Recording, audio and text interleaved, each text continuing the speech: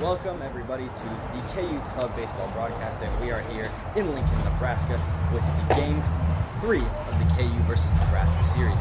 Yesterday in the doubleheader, Nebraska took both games. The first, they stole in the 7th inning with 2 late runs. In the second, they led pretty much the entire time before the floodgates opened in the 6th, and they ended up winning that one 6-1, bringing their overall record to 12-4, while the Kansas Jayhawks now sit at 6-9 and looking to get this last one. AJ, what needs to change for the Jayhawks today? They need more offense. They've been killed offensively with the bats. The bats have been ice cold as it is here today in Lincoln. It's a pretty chilly one here at this complex right here in Lincoln. So the bats need to heat up, and the defense needs to be better. Too many errors yesterday in both games that kind of cost them. You know, giving up, like you said, the floodgates late in the game wouldn't have never opened if there wasn't a key error in center field and a drop fly ball. So they're going to need to clean up, honestly, every aspect of the game. It's just the defense to the offense. Hitting needs to be better, and the defense needs to be more fundamentally sound. Yeah, absolutely. As you said, it is frigid out here. I believe we are in the high 50s right now, which in Lawrence, Kansas, we are in the 70s, so definitely missing that weather right about now. We apologize for the lack of a video stream today. Everything is set up, and unfortunately, we're still having camera technical issues. So once again, we'll be bringing you a radio live stream. I know the thousands of you watching at home are very disappointed, but you love hearing our voices, so it is okay. All right, well, we are waiting currently for KU to step up to the plate. First at bat, and the order will be Eli Greenfield, the center fielder. AJ, he had a costly mistake yesterday in the outfield, which ended up allowing Nebraska to score an extra 3 runs. So what is he looking to do today? He's looking to turn a new page. It's a new day. Looking to not make the same mistake, obviously, as yesterday, but also moving on into today and kind of, like I said, turning the page, and a new leadoff hitter for today after Grant Doherty's been leading it off for the Jayhawks. Yeah, Grant Doherty, who scored all four of their runs in the first game, not in this one today. And that first pitch is going to be a ball to the left side of the box. So the leadoff pitcher for Nebraska today is Ethan Black. Nebraska is wearing white uniforms, white shirts, red font, white pants, red stripe, white hats, red logo. While the Jayhawks wearing blue jerseys, all blue today, blue jerseys, white numbers and letters, blue pants, red stripe. That second pitch, also a ball, so we have a 2-0 count from the next pitch. Oh, this one is cracked deep into the center field. Will they make the play? They will, and that is out one for the Nebraska outfield. That is the center fielder, Justin Holdcraft. Had a pretty decent day at the plate yesterday. Made some solid plays in the outfield for that Nebraska team, AJ. Absolutely, yeah. It's playing center field today. Easy play there, just kind of popped up high. Greenfield got a little bit too underneath it, and Holdcraft in center field, a can of corn, shallow center. All right, up next for the Jayhawks is Owen McGovern, who yesterday pitched a pretty excellent game. Pitched for, I believe, all 7 of the Jayhawks innings in the first game. Unfortunately, that 7th inning ended up being a brutal one for the Jayhawks after some errors in the outfield. But McGovern himself had a pretty solid day, getting a bunch of strikeouts. And that one is a strike from the pitch from Latz. The count, I believe, now sits at 1-1 as the next pitch from Latz comes. This one's cracked high above us and over the outfield into possibly another field. Looks like a hit on the concourse. Luckily, it doesn't seem to be any pedestrians walking over here. More games going on to the left of us and the right. We're out here, big complex, AJ. But like I said, very cold out. So a lot of cracks are going to be on the bats today. This next pitch from Black on the 1-2 count. This one also is fouled straight backwards into the net. Ooh, looks like he might have gotten a little bit of wrist on that one. Kind of grabbing him a bit. Yeah, it's a little cold out here. Definitely feeling it. Every time they hit the bat, it's going to be a little painful. But you could argue this one also allows for those balls to fly farther. The harder the crack, the farther the ball goes. Next pitch from Platt, still a 1-2 count.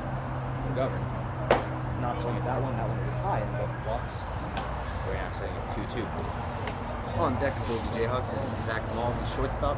Also had a few errors in the outfield yesterday, but pretty solid at-bat day. McGovern, this is his first at-bat of the series after not playing in Game 2, considering he pitched the entire Game 1.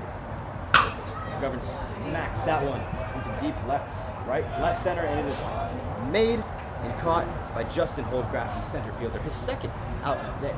So, great start for Holdcraft, AJ. Yeah, I thought that one might have gotten down, but hung up with air in this thick, cold air on a foggy day here in Lincoln, but it hung up there just enough for Holgraff to get underneath it and make the second out. He's made both of them so far. All right, and next up to bat for the Jayhawks is Zach Mall, number 22, the shortstop. The pitch, nice little curveball, but it is outside towards the left of the box for ball one. Yeah, Platt's been leaning on that curveball early here. He's spraying it in there. It's got a nice 11-5 action to it, arm side to glove side, so he's probably going to keep going to it all day. Next pitch over the head of the catcher, luckily no one on base. No one to escape. That is the second ball. Looks like it was a little bit of a curve action on that one, just a little bit high over the box. That would take his time getting back to the mound as the Jayhawks are already facing a 2-out deficit just in the third batter. They had a lot of these similar issues in the second game where they just were not able to get the bats going. And even in the first game, the only one who was really doing anything was Grant O'Doherty. As we said, he had all 4 runs for the Jayhawks in that first game. The at-bat for Mall, pitch from Platt. This one's also outside to the left, got him a little bit of a faster ball, and we are quickly in a 3-0 count. Platt facing a deficit. What are you expecting to see right here? Obviously a strike pitch, but what kind of pitch was that? Yeah, looking for a strike for sure. Looking at no 2-out walks. 2-out walks are something you don't want to ever have as a pitcher. You're 1 out away, and then you give up a free pace, especially here on 4 pitches if he walks him out. Pitch from Platt. Also high to the left. Ball 4. Zach Mall will walk 4 straight balls for Platt. And the first man of the day for the Jayhawks gets on base. All right. Up next to bat for Kansas is Peter Duma, the first baseman. AJ, was he in either of these games yesterday? Yeah, he was in the second. He did not play in the first game, but ended up getting in the second game, and not his best day. Didn't notch a hit, but that's similar to most of the Jayhawks yesterday. In the second game, not really getting any bats going. First pitch from Platt is fouled backwards by Duma for strike one. Yeah, the Jayhawks really struggled to get a hit. I don't believe they recorded a hit until the 6th inning, if I'm not mistaken. That was an excellent day for Cole Madsen, who was pitching for Nebraska yesterday, and he will be hitting and playing right field for Nebraska today. So we'll see if he can have another strong day for the Huskers. The pitch from Platt, feeling the wet. Ooh. Steal attempt from Mall. He completes the pass from the catcher, just a little bit off target. Mall safely gets to second base. It's a good job to get in scoring position there from Mall, stealing second base with 2 outs. It's kind of a risky play, but also, you got to make things happen when you're playing a team like Nebraska. Kansas is fighting for wins no matter if they've already lost the series or not. They're still fighting for one. Yeah, one thing the Jayhawks do really well, and the Cornhuskers as well, we saw a lot of stolen bases yesterday. If someone gets the first, it seems like a guarantee they're going to get the second, as this one has popped up to the third base. Oh, and it's an error at third base, but he's still going to try to run. He's safe at third base. Mall is safe at third. Duma safe at first. An error from the third baseman for the Cornhuskers, that is Tristan Kingery, who struggled at the plate yesterday. Didn't make too many mistakes in the outfield. Makes one today. Now all of a sudden, the Jayhawks go from facing 2 outs and potentially no batters, getting on base to runners in scoring position with Jacob Bittner, the right fielder, up to bat. That first one is a ball that is below the box towards the right. So this time we have a right-handed batter, as Mall was a left-handed batter, so we saw Platt throw more pitches towards the left. This time we're seeing a little bit more towards the right. Pitch. That one is high above the box. 2-0 is the count for Platt. Takes off the hat for a second. But AJ, what are we seeing from the Jayhawks that all of a sudden just changed? Yeah, 2 outs. After 2 quick outs, they started attacking more. You got the lead, the 2-out walk, stolen base, and then just put the ball in play and make them make a mistake. Oh, this one is popped up high towards right shallow center, and it drops harmlessly in the ground as the Jayhawks have managed to run. Zach Mall gets all the way home. Peter Duma gets safely to third, and Jacob Bittner gets to first. And that is a quick run for the Jayhawks. Love to see it after yesterday. They were nearly shut out, or they were shut out until the 7th inning where they managed just 1 run. Yeah, nice little blooper into shallow right center field. I did not know if that was going to hang up a little too long, but Bittner gets the RBI single, and we're on runners on the corners again, and Kansas is up 1-0. First pitch from Platt is towards the right for a ball. It's been a minute since we've seen Platt pitch a strike up for the Jayhawks to bat. The third baseman, number 16, it's Dayton. Not sure if that's actually a nickname or his actual name. Yeah, when I was given the lineup, his name is Daytime on the lineup card, so. That second pitch from Platt is There's still 2 outs. There's now been 2 outs for 3 consecutive batters. This will be the 4th. But yeah, The Jayhawks since then have just been swinging for the fences, sort of, and it's been working. Kickoff attempt at first, nothing working there for Black. yeah, back to daytime. We have the roster with me, and there is no indication of who daytime is. I might not be knowledgeable on this KU club Kickoff team, attempt. Nothing going there. but either way, he's batting, and he's batting in the looks like the 6th hole for Kansas, and that's it is daytime, so it might be a good sign for him. We'll see if the kickoff attempts help Flat here as the swing and a miss from the daytime. Strike 1. Finally, a nice little strike pitch there. Gets daytime to swing. We haven't seen too many swings and misses yet for the Jayhawks. Let's see this pitch from Flat. Keep it up. Another swing and miss for daytime. We now have a 2-2 count. Flat's building up a little confidence after a streak of pitches where it was just ball after ball. Yeah, and then on a cold day like this, we do apologize for a little bit of wind that might be catching on the microphone. We tried to get in the press box. It was locked, unfortunately. Ooh, not looked like it was a ball attempt. Ooh, that definitely. That one's going to hurt. Ooh. On a cold day like this, a foul ball off the catcher's bare right hand. He's got a glove on the left hand, but Taken off the mask. that one is going to hurt. Painful. We'll see if he can even continue on with that. Looks like he's waving off steam. He just needs a minute. That's going to hurt in the morning tomorrow. Probably hurts in the morning today as well. But Yeah, Dylan Dubas, the Nebraska catcher, took a foul tip off the bare hand on his right hand. On a cold day like this, it's going to hurt even more. He's getting checked up on by the trainer. Maybe some ice. See if he can stay in this game, but looks like he might get a little bit of ice, a little bit of attention from the trainer. So I think we're going to take a little bit of a break, yes. Yeah, and we'll come back when we have more information.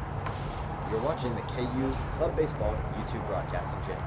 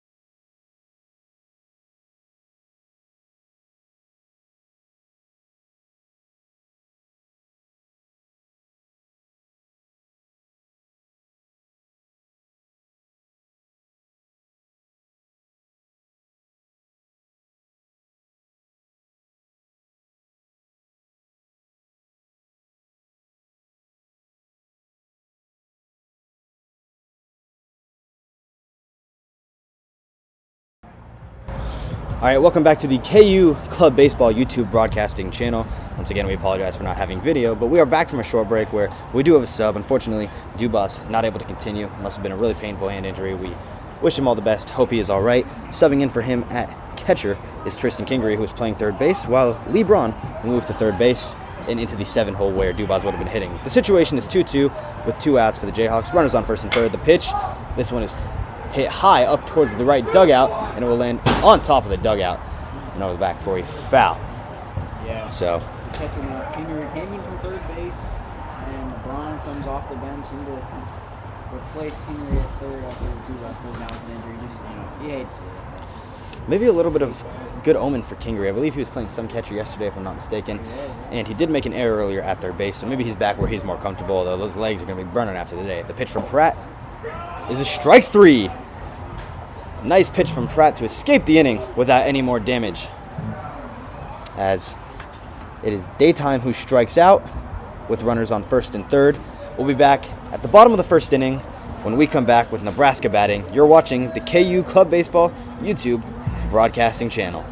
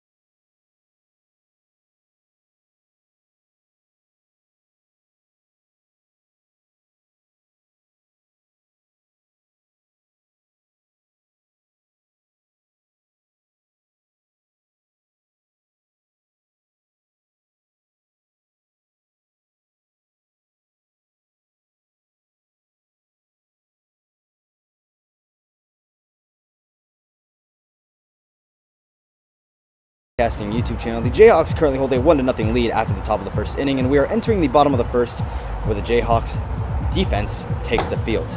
Up to bat first for Nebraska is Chase Savage, the left fielder, who is currently walking up to bat. And pitching for the Jayhawks today is Eduardo Gomez, number 99. So, AJ, what are we expecting to see out of this pitcher? Yeah, right-handed pitcher, not too much of a difference when it comes to normalcy for a pitcher's arm slot, lined up, etc. So we're facing a left-handed batter here, and we'll see how he compares to maybe McGovern like yesterday. The first pitch is low, and that will be a ball, and no undershirt or anything under the jersey, so battling through the cold. The second pitch from Gomez is high this time, maybe a little bit of an overcorrection there as ball 2 is in right there. Gomez eyes down the pitcher, or eyes down the batter, excuse me. And that one is outside to the left, so 3-0 count early for Gomez, probably still settling in. As we said, it's a very cold day here. We're in the 50 degrees. He's wearing bare arms. Nothing under. That is a strike, though, on that one. Paints the lower half of the box. Yeah, it's hard to settle in, especially being the away team pitcher. This one is cracked from Chase Savage into shallow left, and it will play fair. He's going to run for a double. No, he will not. He will hold up at first. And a quick single for Chase Savage to start off this game. Yeah, before I was really interrupted by that single. Yeah, so, being the away pitcher on a cold day like this, you warm up and you get warm before the game, and then you go and sit. And with a longer inning like the Jayhawks had offensively, it kind of takes a little bit more to settle in at first. First pitch from Gomez at this at-bat is a ball. And the next man up to bat for the Cornhuskers is Alex Emig, the shortstop, who got things going yesterday in the second game with an RBI double in the first inning before hitting another double later on, although that one wouldn't lead to anything. This second pitch from Gomez, low for the 2-0 count. See if Gomez tries any pickoff attempts here. Chase Savage looks to be tying his left shoe at first base, and now he's ready to lead off. Gomez with the pitch. That one is a strike, paints the top half of the box that time. A 2-1 count now for Emig, the batter. Also wearing a white helmet, has a black undershirt on with red gloves. Very frigid day. He's staying warm. Gomez the pitch. The runner's stealing second. Pitch will not get there. The pass will not get there in time. From Charlie Marshall, the catcher, to the second baseman, Owen McGovern. So, Chase Savage now holds up on second base with Emig facing a 2-2 count off the strike. And that one is high towards the right, and we have a full count for the shortstop as Gomez readies for the pitch. Smacks that one into center field, and the play is made. And the ball is caught by Eli Greenfield, who flew out in the first inning. Straight to center field, actually, is where he flew out, so he's able to make a play, kind of even out the out he got. Well, Savage remains on second base. Emig will head to the dugout with Grant Fulmer, the designated hitter, a right-handed hitter, up to bat.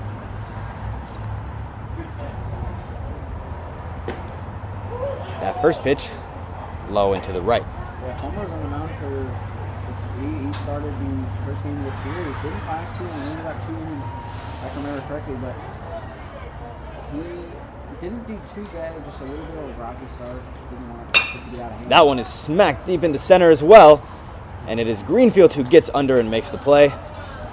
No steal to third base attempt from Chase Savage, so he remains on second with 2 outs.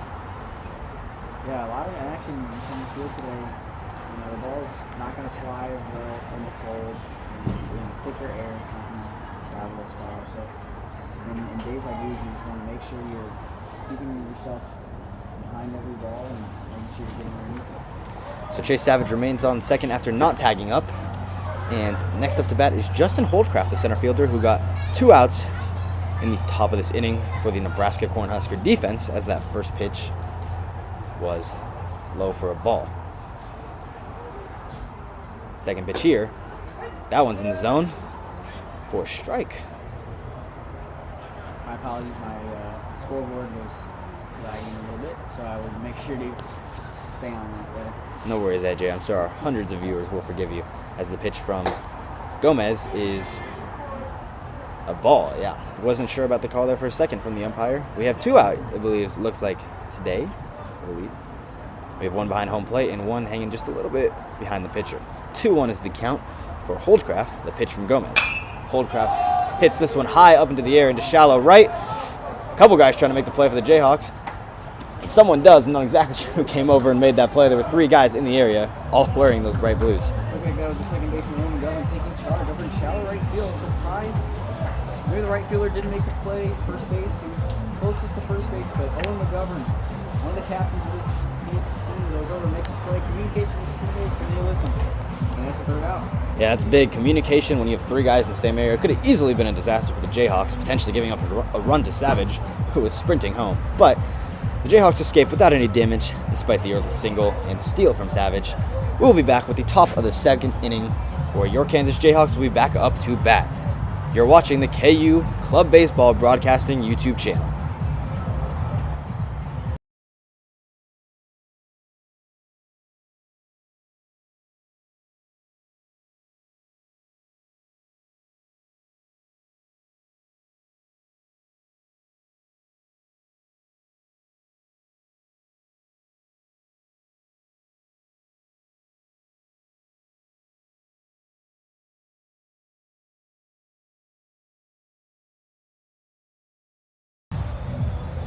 I guess that was a pop to 4?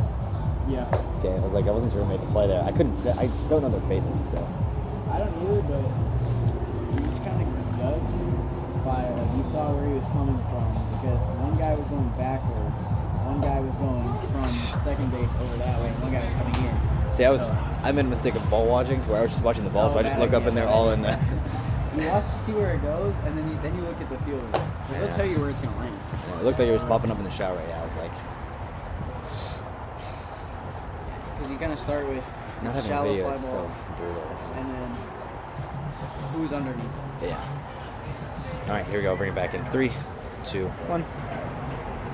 All right, welcome back to the KU Club Baseball Broadcasting Channel.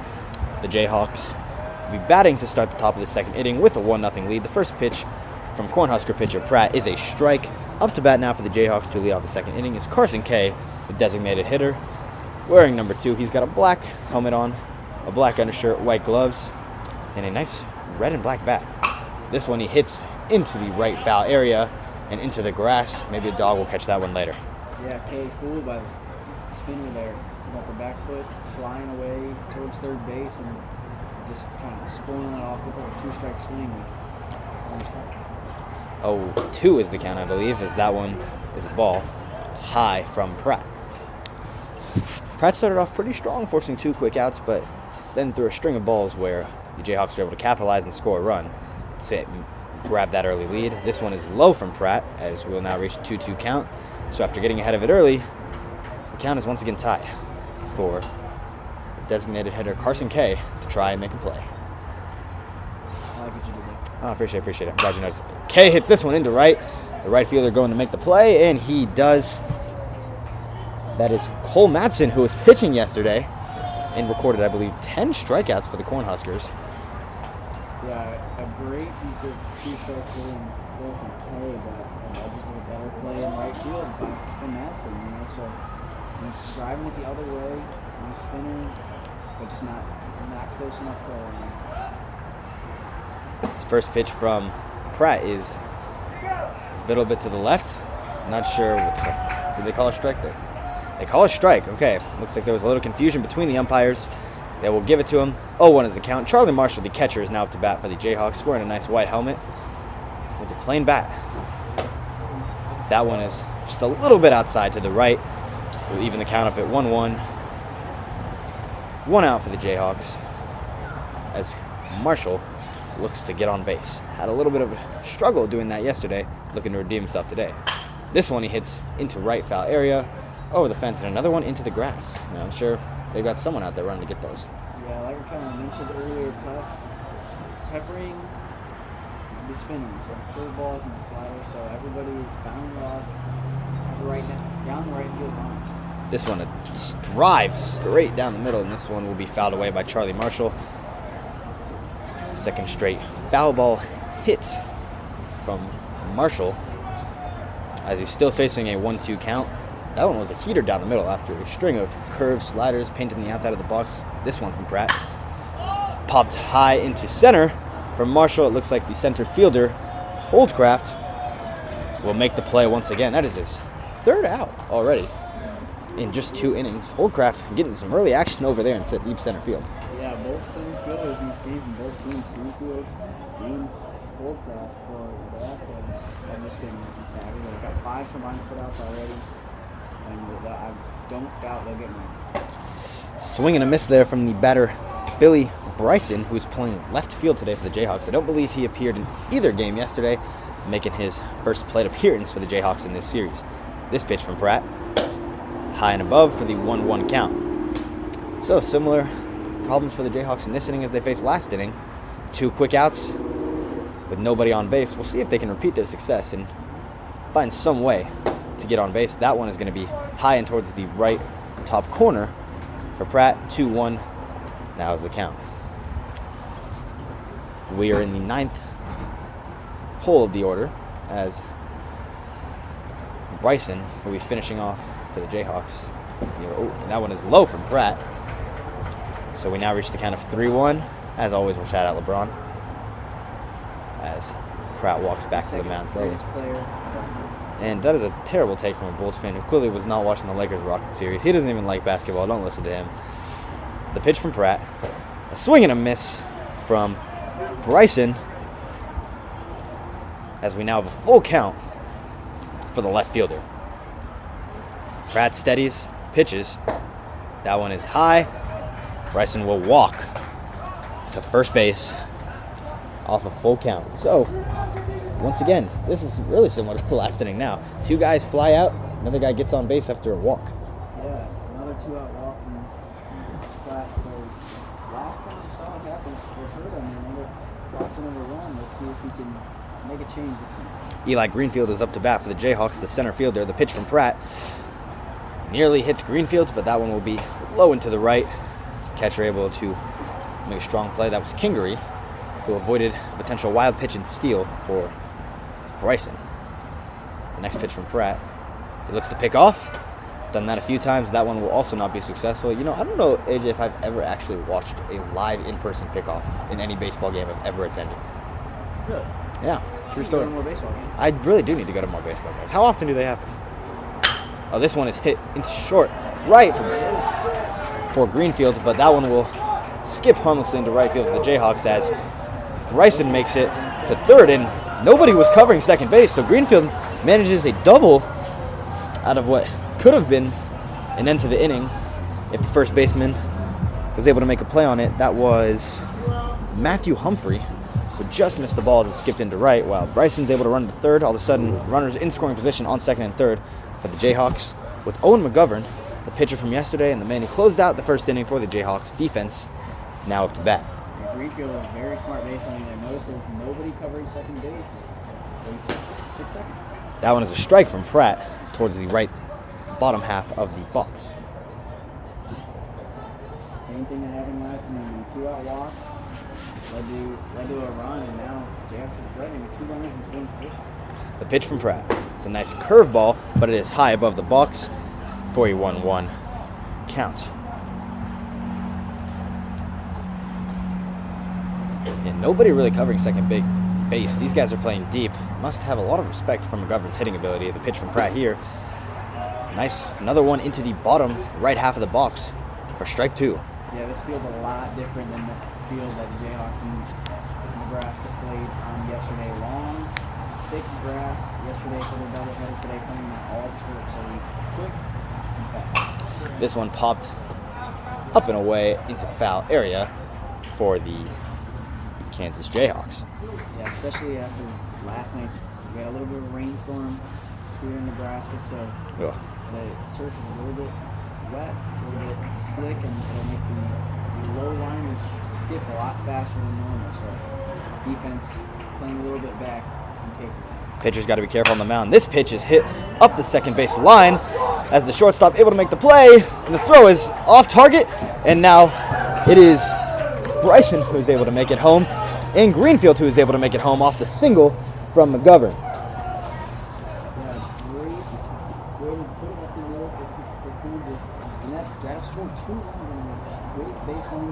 Obviously, Greenfield scoring with 2 outs, but also Billy Bryson scoring from third, and just all around great team play, beating him out through first base, and it's 3-0. Yeah, Emig, the shortstop, made it. Oh, that one is popped into left foul area. Up to bat for the Jayhawks is Zach Mall once again, the shortstop who walked on his last at-bat attempt.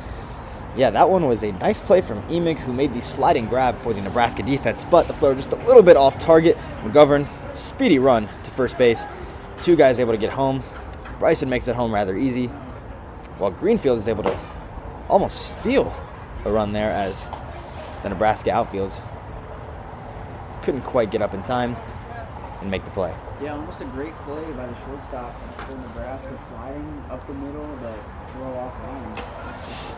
That pitch from Pratt right there is his first ball of this at-bat. It is high into the left. Again, Kingery making a nice grab from the catcher position. As a runner on first, Maul up to bat, facing a 1-2 count. 3-0 lead for the Jayhawks.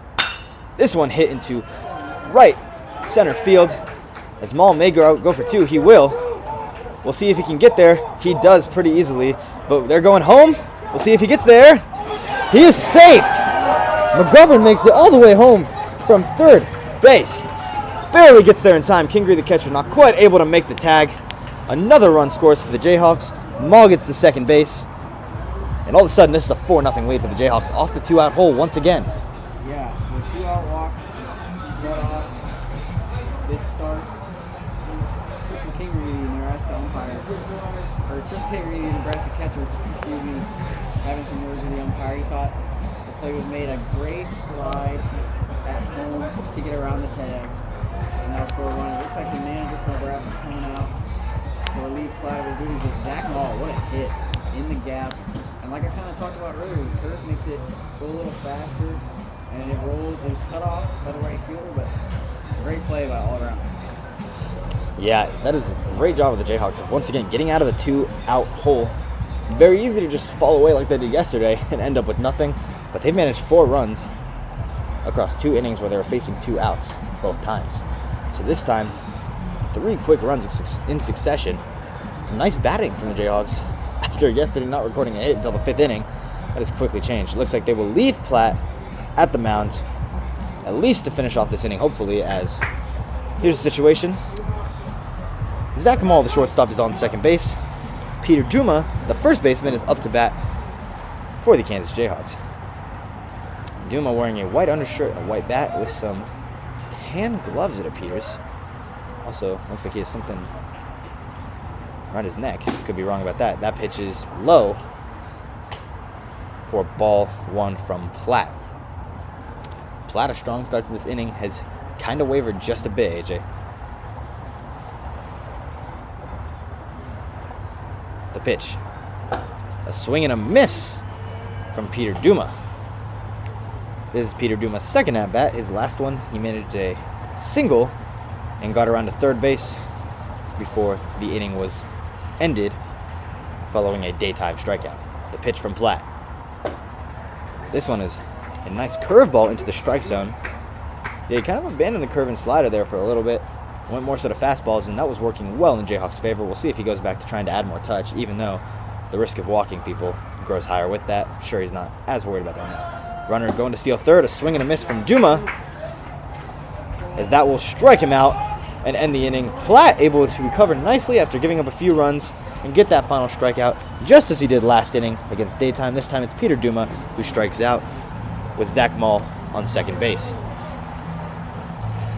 And we'll be back with the Cornhuskers up to bat and the Jayhawks on defense in the bottom of the second. You're watching the KU Club Baseball Broadcasting YouTube channel.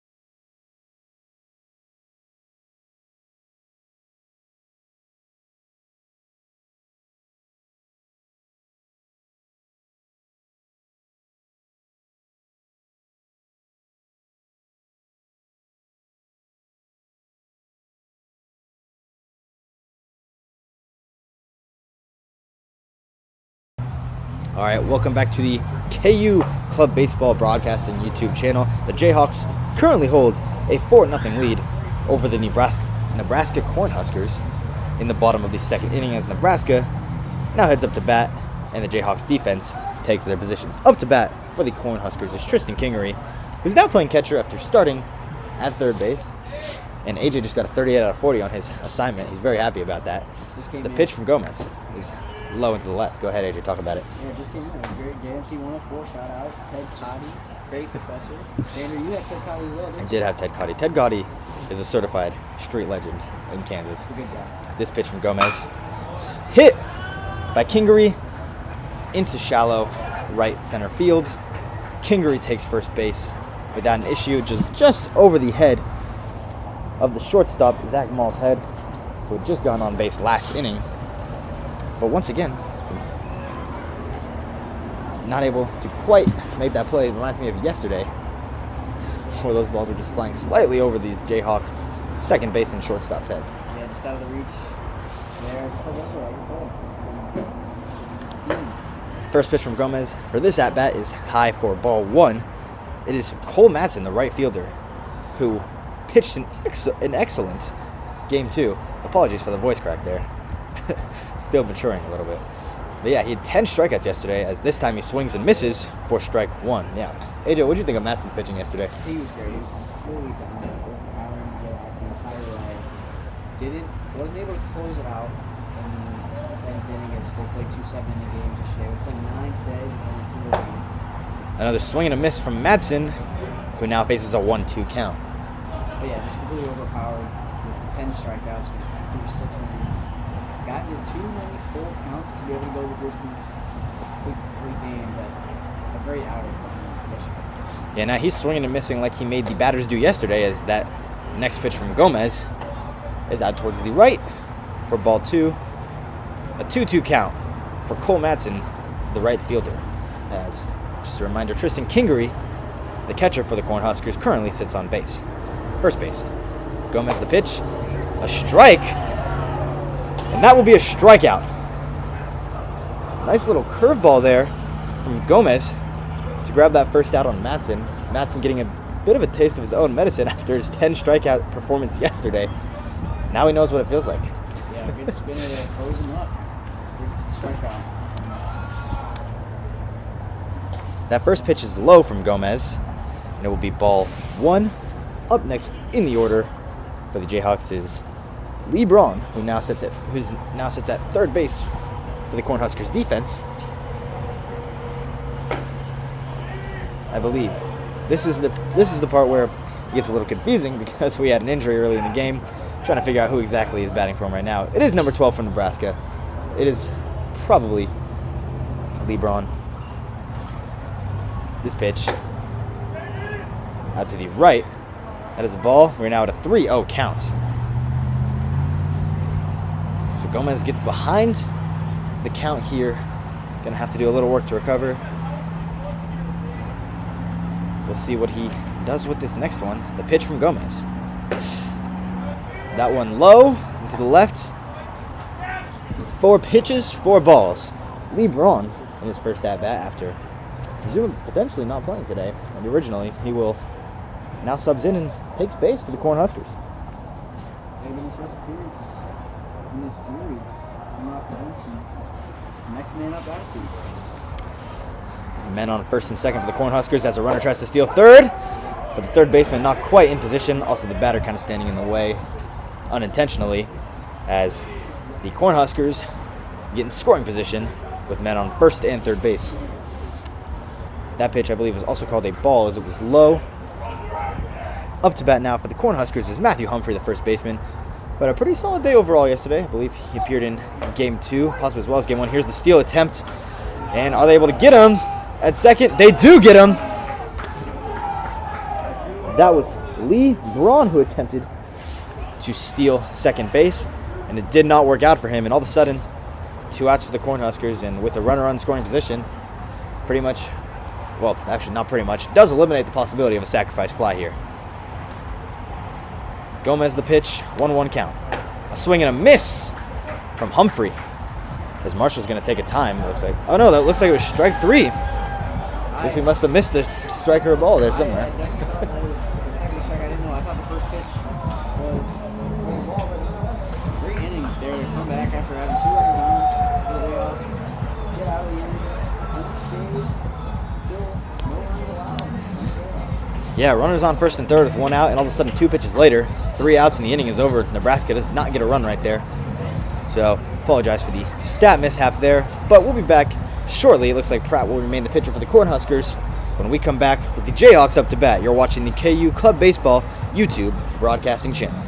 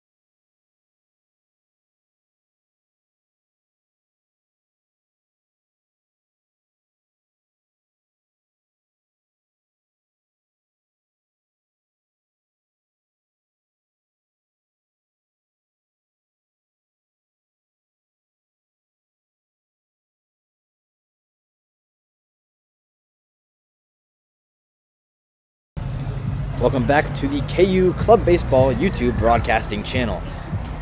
Kansas Jayhawks currently hold a 4-0 lead over the Nebraska Cornhuskers.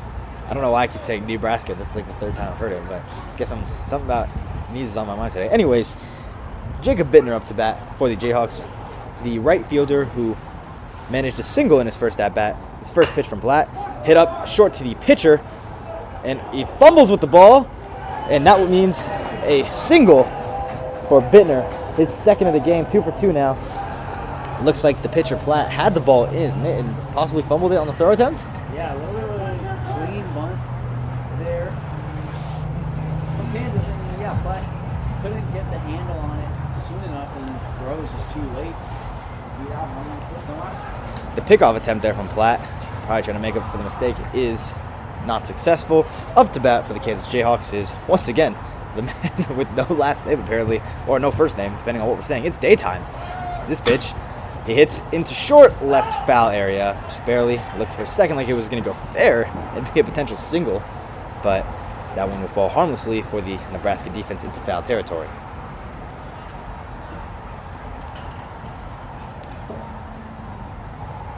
So Daytime, once again, not really sure of his name, but this is what we were given. This is what we're going with. The pitch from Platt. Outside to the right. That will be ball 1. Yeah, like I said earlier, for those who have just joined us, Daytime is the name on the lineup card, and I do not know the nickname of anybody named Daytime. That pitch is high from Platt above the box. The count now sits at 2-1 for the man of mystery, Daytime. Yeah, the man with the mystery name. We don't know. Not knowledgeable enough on KU baseball, unfortunately, to know who's nickname that is. He misses that one on the swing. Daytime faces strike 2. He is wearing glasses. I do remember seeing him in the hotel this morning, now that I'm thinking about it, but I don't know his name. I know who Daytime is, and that is a great nickname because that is Aiden Day. Aiden Day. Well, that would make sense why they call him Daytime. This one is hit to the second baseman. Oh, and the catch is made, and they get him out at first as well for the double play. Yeah, mental mistake there from running at first. Bittner, and a line drive, you're taught to freeze when the ball's in the air. It's a line drive, but he took off right away like it was a ground ball and paid the price. That was a double play for Nebraska after early momentum in the second game.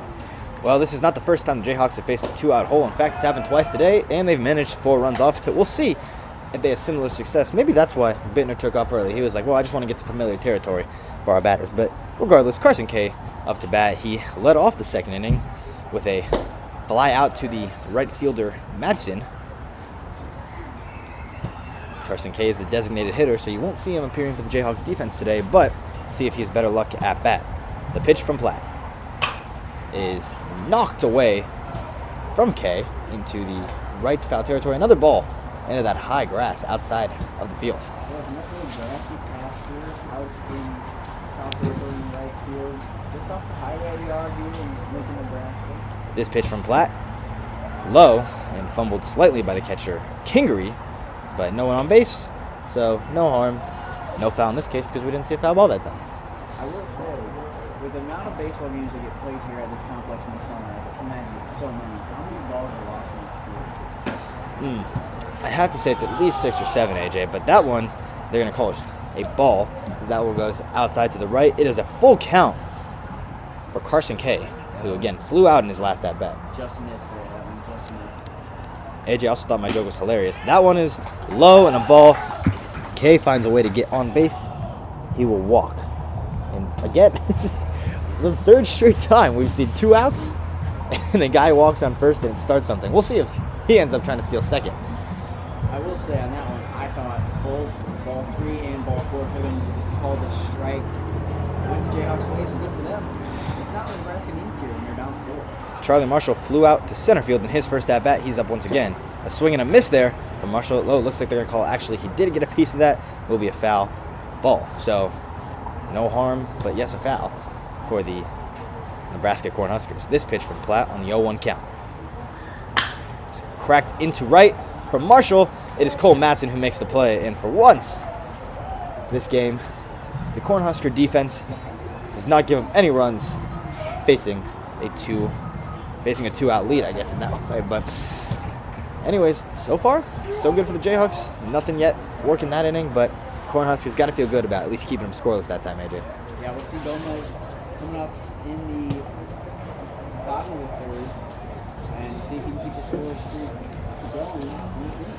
Yes, indeed we will. We'll be right back with the bottom of the third inning. Current score, Kansas 4, Nebraska 0. You're watching the KU Club Baseball Broadcasting Channel.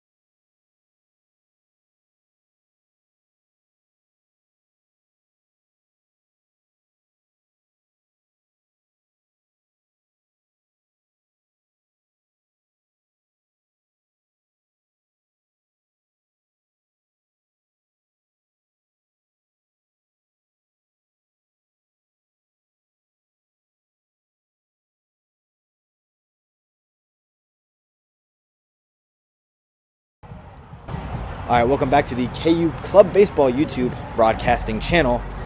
Kansas currently leads Nebraska. I said that right this time. 4-0. You know, I've been having some pronunciation issues. Don't know what's going on. I'll blame it on the cold weather as my teeth are kind of chattering. But bottom of the order for the Cornhuskers, Matthew Kinney, the second baseman, up to bat. He is wearing a nice black helmet and black undershirt. The first pitch from Gomez here. That is a strike. Paints the bottom half of the box. Yep, there we go with the mispronunciations again. But the Nebraska dugout didn't seem to agree with that one. Nonetheless, the umpire has a say. He'll call it a strike. Second pitch from Gomez. Does not swing at that one. That is a ball. Bottom right corner. Eduardo Gomez, having a pretty solid day so far, has managed 2 strikeouts, both come in the last inning, and only given up 2 hits so far. That one is a nice little, I believe, AJ, that was a little curvature on that one, you could say. And I managed to get one nice, right down pretty much the middle for strike 2. 1-2 is the count. Gomez loads up for his 4th pitch of the inning. A swing and a miss. Oh. Yeah, it looked like for a second the KU dugout was complaining, but it turns out they were just celebrating. An amazing pitch from Gomez, who notches his 3rd strikeout of the day on Matthew Kinney, the second baseman. And up next to bat, we are back at the top of the order. It is Chase Savage, who led off the game for the Cornhuskers. He is a left-handed batter, also the left fielder, managed a single in his last at-bat. The pitch from Gomez. That one is a little bit high into the left.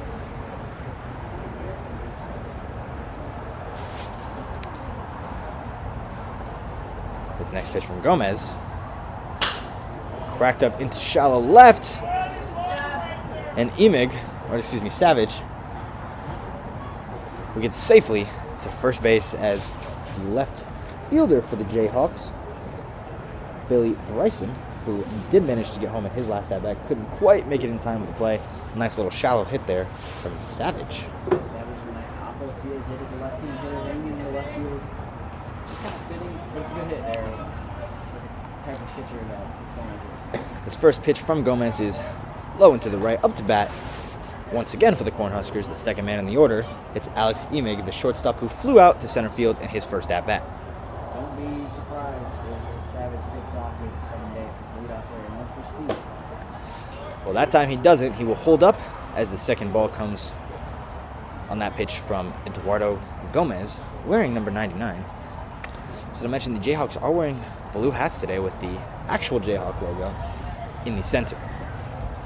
Emig is tall, I've just noticed that. And he knocks this one into the grass once again in the foul area. Yeah. How tall do you think Alex Emig is? I'd say probably about 6'2".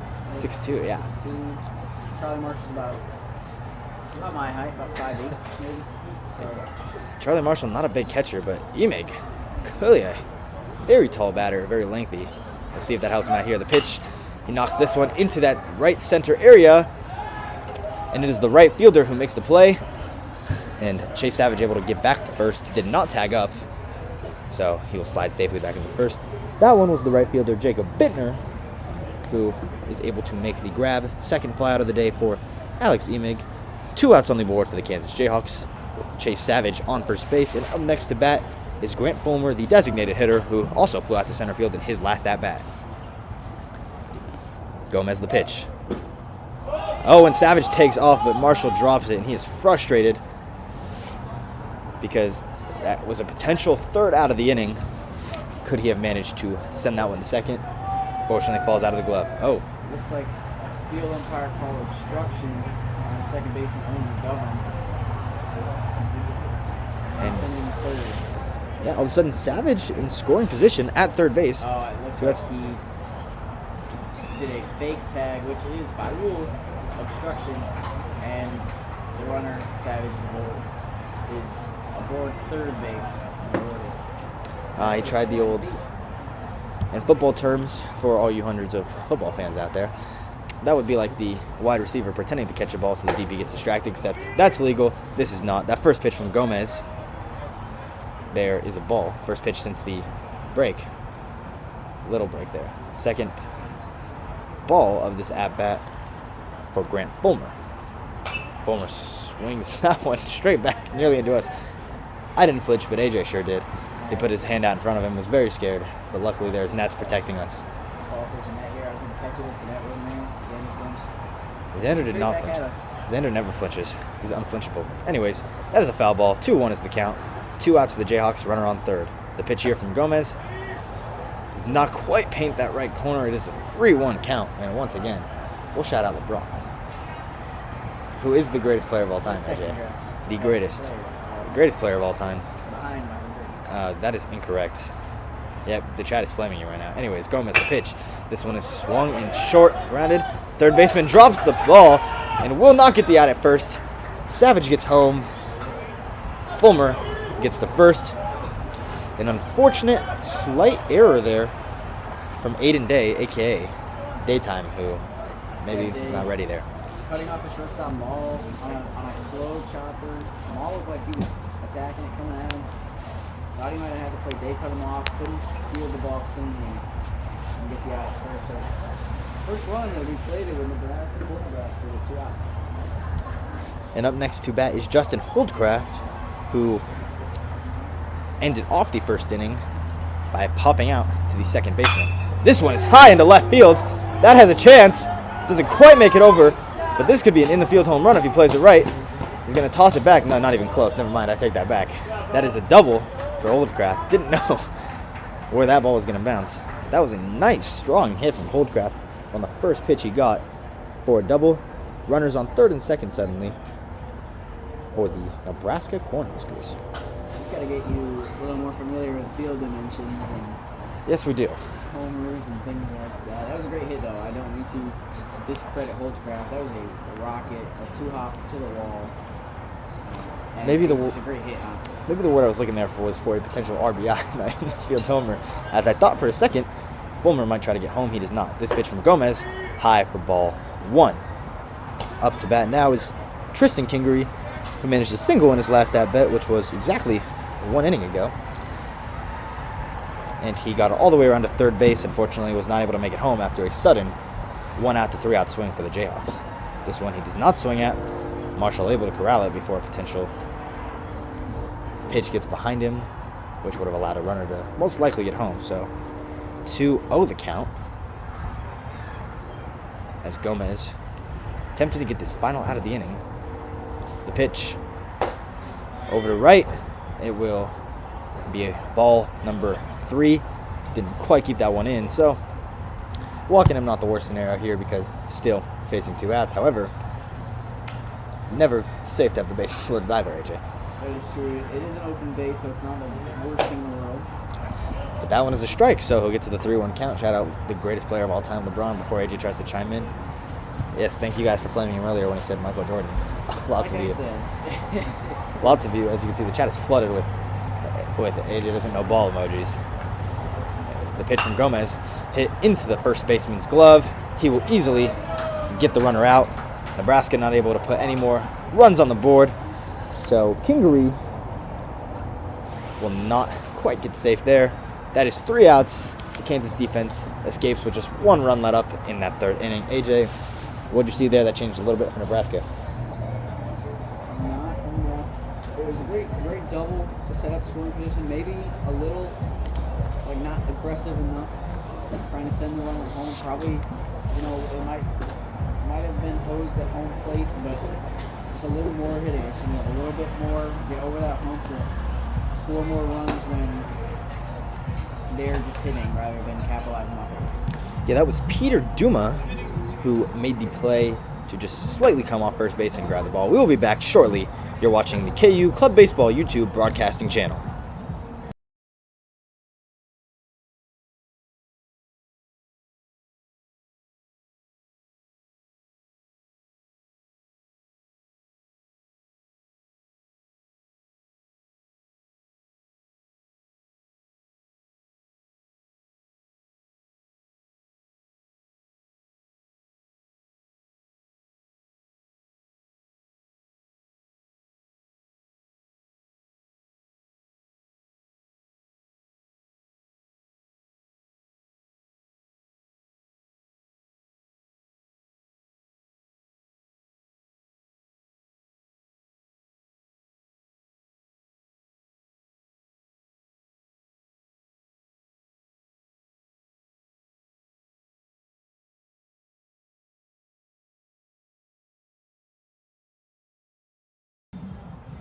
All right, welcome back to the KU Club Baseball YouTube broadcasting channel. That was a short little break. We are quickly back. And up to bat to begin the 4th inning is the left fielder, Billy Bryson, who at his last at-bat in the 2nd inning was walked. So we're going to get his first hit of the day here, AJ. Yeah, it'll be a good one. It'll be his first hit of the series as well. Didn't get in yesterday, as many Jayhawks didn't. A swing and a miss there from Bryson as Platt delivers a nice little sinker for strike 1. Platt readies the pitch. Ooh, that one is high and the left side of the box nearly crossed Bryson's face, but no harm and also no foul because it wasn't hit. So we play on. AJ's gonna love hearing that joke for the next 6 innings, as that one is outside wide right this time. Maybe a little bit of an overcorrection there from Platt. 2-1 is the count. We'll see if the Jayhawks can avoid getting in an immediate 2-out hole here, as they've done the last 3 innings, despite having a 4-1 lead on the scoreboard. The pitch from Platt. Nice strike into the bottom right corner of the box. 2-2 is the count. And Platt does have 2 strikeouts on the day, excuse me. 1 to end the 1st inning and 1 to end the 2nd inning. This pitch, high into the left, another one that crosses the face of Bryson, and the count is full.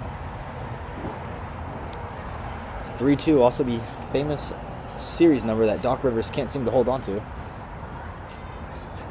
The pitch from Platt is low, and Bryson, for the 2nd time today, walks over to first base. Last time he managed to get home. We'll see if he has similar luck. But until then, we'll see if he's still second. That's been a pretty common theme today. I want to make a note about Kansas's dugout for a pickoff. They got great aux. Whoever is on aux over in the UK for baseball dugout does really well at their job. I'm not sure who it is, but I want to give them props because the walk-up songs and in-between innings are great. That's first pitch of the at-bat for Platt. Second pitch of the bat. That is now a 1-1 count for Eli Greenfield, who is up his 3rd time in 4 innings. A lot of action early for this Jayhawks batting order. Sorry, the count is 1-0. I was correct. I blame that on my stat keeper to my right over here. Also blame it on myself. That is on me. Apologies. It's okay, AJ. We forgive you. Kickoffs make it confusing when you're running split. This is true. This is true. He's also probably focused on that 38 out of 40 he got on his assignment. Maybe his best assignment performance of the year for young Andrew Jack Neargarter. This is true. This year I have. 104 is a great class. This year. It's tedious. It's tedious. Yeah, right. But it's fun. 2-0 is the count, and this pitch from Platt is knocked up by Eli Greenfield into center field, where he also plays. That pitch is easily caught by the center fielder, Justin Holdcraft, who, like we said, been getting a lot of early action. That is his 4th catch of the day, I believe, if I am counting right. You know, again, numbers are kind of hard, guys, sometimes, okay? I'm sure you guys sitting at home, all thousands of you watching, also know numbers are kind of hard. Anyways, next up to bat is Owen McGovern, who 1 for 2 on the day. A single as Greenfield tries to steal second. He will. The throw from Kingery to the second baseman, Kinney, double Ks, won't result in an out. Anyways, up to bat is Owen McGovern, who went 1 for 2 with a single in his second at-bat, but flew out to Holdcraft in his first at-bat. So maybe Holdcraft hoping he'll get some even more action in the outfield, as that pitch is ball 1. That first pitch on the steal from Bryson, who I did say you have to watch out. He might steal. It was a strike. So 1-1 is the count. As Platt readies to pitch, he's staring at the second base where Bryson is standing. That one is wide right. 2-1 is the count now for Owen McGovern. He's wearing a black helmet and a blue undershirt. Some nice, very, very color-coordinate blue sleeves right there. The pitch from Platt. Ooh, almost takes out the head of Owen McGovern, who knows he just avoided a concussion right there, more than likely. Just kidding. You know, on a cold day, AJ, could the helmets crack in half off a golf throw? Absolutely. It depends on the helmet, obviously, but yeah, on this cold day like this, they could definitely crack. I don't think we can break through to the actual head. Oh, and he almost hits him again. Either way, that's ball 4. I'm not actually sure if he got hit there, but either way, that was ball 4. McGovern walked and nearly taken out twice on back-to-back pitches. He's just happy to be away from the at-bat box now. Will stand on first base, safe for now. The second walk of the inning from Platt. They did have a conversation with him in the second inning, but he had a good third inning, so we'll see if the fourth will be any more successful for him. This first pitch of this at-bat is out to the left. Zach Mall up for his third at-bat of the game as well. First time he was walked, so we'll see if that trend continues. And his second time, he managed a double, which I believe also drove in a few runs. So, see if Mall will have similar success with 2 runners on base at first and second. The pitch from Platt. That one is a curve, but it is wide out to the left. Kingery is, I guess, knee out. I don't know, he's on his legs. I don't know if you call it step out. I'm not going to what that out, but he has to reach out and make the catch. Brings his legs with him. The count is 2-0. AJ's laughing at me because he thinks my knowledge sucks. It's okay. We're learning, guys. We're learning. This is club baseball. This is club baseball. He's staring at Bryson at second base. Bryson is just playing mind games with him. The pitch from Platt. Fouled straight back for strike 1. As AJ once again got very, very scared that ball was coming straight for him. Didn't move a muscle, but since we have no video and Xander is unable to show what actually happened, Xander almost jumped out of his seat. Oh yes, is this what happened? Almost hit his head on the ceiling of the stands we have here. Ah yes, because the ceiling is very attainable from here. AJ just making things up. Flight without the cameras. The pitch from Platt. Ooh, Kingery getting ready to check Bryson at second base, but yesterday I believe it was the first game we saw Doherty almost get out of third, almost get out in second, get stuck between, and a pitch went over the head of the third baseman, and Doherty stole a run. So, got to be a little aware of that if you're the Cornhuskers. Anyways, we have a full count now for Zach Mall. 3-2, 1 out. Ooh, he did a little spin as if this was a TikTok dance there. Dear basketball. AJ is loving what I got going on right now. He won't admit it, but he's having a great time. The pitch from Platt. Hit to the second baseman, who fumbles with it, makes an error. Can't corral it. So a single there from Zach Mall off the error from the second baseman, Matthew Kinnon. Tough play. It looked like Taylor made a double play, but he kind of made it a little bit harder than it needed to be. Slid down to his feet, couldn't turn the double play, and didn't have enough time to even get the one out at first. All of a sudden, the Nightmare bases. Scenario. Sorry, I didn't mean to cut you off there. That's okay. No, it's not okay. It's my fault. Anyways, first pitch there. Looks like they call that one a strike. They did. Yes, it was top of the box. Nice paint there from Platt. Anyways, the bases are loaded with Peter Duma, the first baseman, up to bat. Hit a single in his first at-bat and then made it all the way around to third base and struck out at his next attempt. So, looking for a little revenge here. Platt, the pitch, and that one is fouled straight towards the right net for strike number 2. Duma takes a step out for a second, takes his helmet off, wipes maybe some sweat away. Not sure if he's really sweating because it was freezing out, so who knows. Swinging the bat hard, maybe you sweat a little bit. Anyways, Duma up, facing an 0-2 count. Platt ahead of it early. The pitch. Ooh, that one is wild, but no one tries to steal a base for the Jayhawks because it was so wild it actually hit the back net and didn't bounce at all. Yeah, that one looked like it slipped out of Platt's hands and just flew over all three, batter, catcher, and umpire's heads, and hit the net, so it was not far enough, and it's not a big backstop here, and And for a run to score there. yeah, luckily avoids any serious errors there. 1-2 is the count. The pitch from Platt to Duma. Ooh, did he get a little bit of that? Looks like they're calling it a foul ball, I believe is what he screamed out. I'm not actually sure. Now it's, processed the second late. Sometimes I do that. I real life flag. Anyways, the count remains at 1-2 after another foul ball from Duma. A little bit of a weird looking foul ball there, AJ. Yeah, lower pitch almost in the dirt. That Duma just had to lunge at and fouled it off home plate and bounced a little bit to the left. The bases remain loaded. The Jayhawks hold a 4-1 lead. 1 out in the inning. Platt, the pitch. That one is low. 2-2 is the count.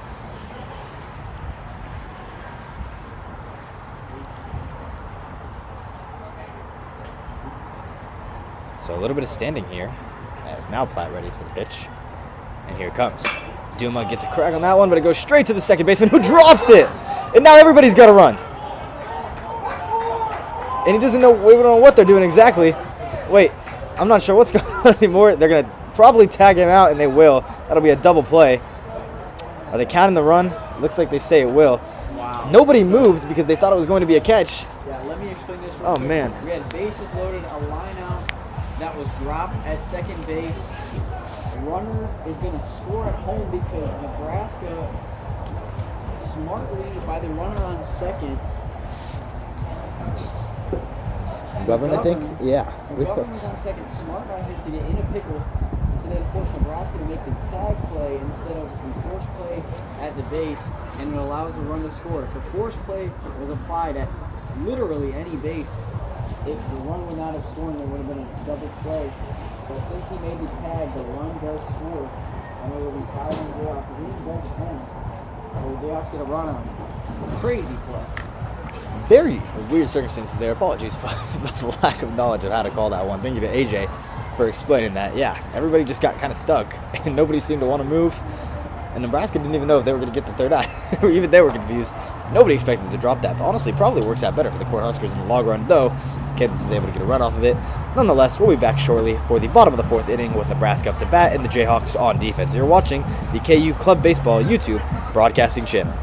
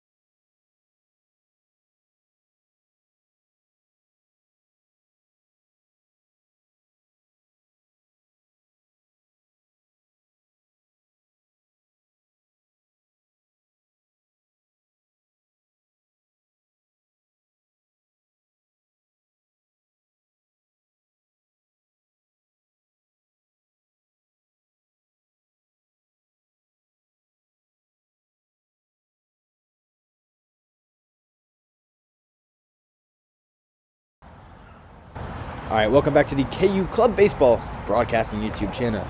Up to lead, the top of the order, or not the top of the order, excuse me, up to lead from the order for the Nebraska Cornhuskers for the first at-bat of the inning is Cole Madsen, the right fielder who struck out last time around. We talked a bit earlier about his pitching prowess. That first pitch from Eduardo Gomez was a strike. See if Madsen can avoid another strikeout here. This one low from Gomez will be a ball. And Madsen had a strong day, obviously, yesterday with the 10 strikeouts. Got a little bit of a taste of his own medicine in the second. We'll see what he can manage here. Gets a nice crack on it, but it's going to go short, be a little chopper. The third baseman throws to first. Did they get him? They call him out at first. Madsen seems frustrated. I think he believes he might have been safe. Nonetheless, it's Aiden Day, a.k.a. Daytime, who makes the strong throw to Peter Duma and just barely gets him out. Yeah, Day with a good play. Short little chopper cut off the shortstop. Zach Mall. We got the throw in time, beat him by a lot of steps. Yeah, Madsen goes out for the second time today. Gomez, this first pitch. That one was to Lee Braun, who goes to almost the exact same area, and it will be another quick out for the Jayhawks. 2 up, 2 down in this inning. So that one was also kind of a short little chopper air to the third base area. Yeah, that one not far enough away from Mall. He was able to crash it up, and Aiden Day wasn't able to cut it off in time, but plenty of time for Mall to get it over first. Peter Duma makes the stretch, and quickly 2 outs. As now Matthew Humphrey, the first baseman, up to bat. That pitch is a ball on Gomez's first of the at-bat.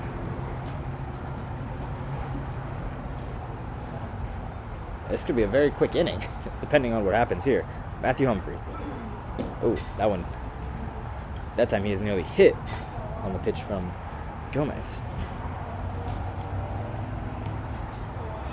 2-0 is the count. 2 outs on the board. The pitch again from Eduardo Gomez. A swing and a miss from Matthew Humphrey. 2-1 is now the count. So AJ is a batter here. Are you swinging for the fences?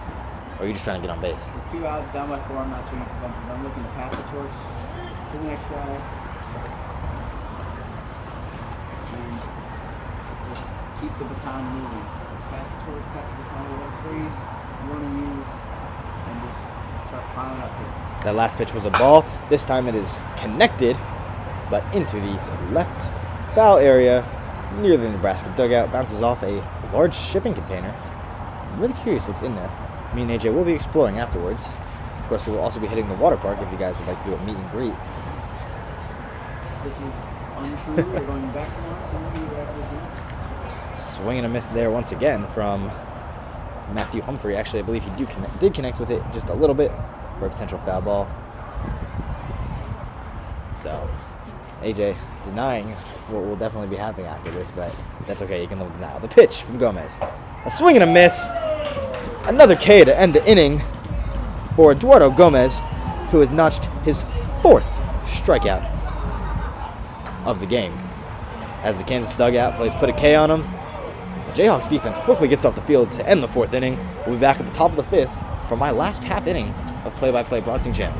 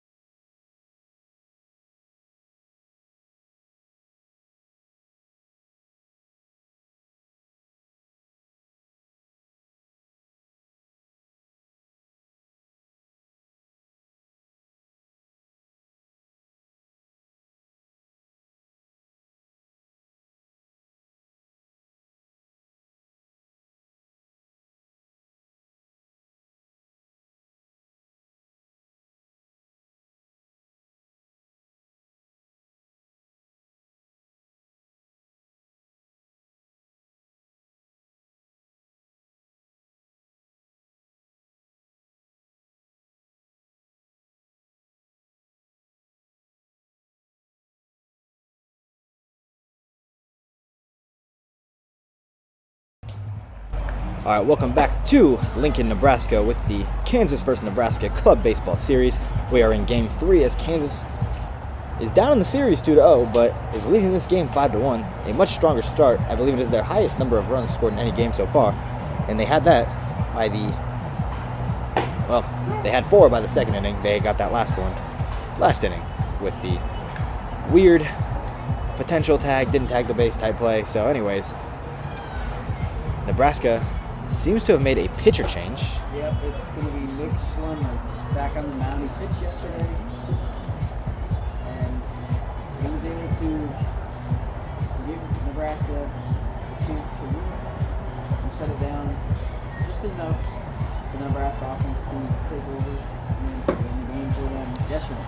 Schlemmer more of a closeout pitcher, but he'll take the mound in the top of this 5th inning, facing a 4-run deficit. Up first to bat for the Jayhawks is Jacob Bittner, the right fielder, who hasn't seen too much action in the outfield. His first at-bat of the day, and actually second as well. Both singles, where he was left on first base to fend for himself. No help coming from the following batters. So, that one is a swing and a miss from Bittner on the first pitch, and now the second one coming from Schlemmer. A check swing, didn't end up swinging at it, so that will be a strike still because it landed in the strike box, the right half of the strike box. Again, pronunciation is not a strong suit of mine. We're working on it. The pitch. Again, thinks about swinging, does not, because that one is too high. It is above the box. The umpire says ball 1.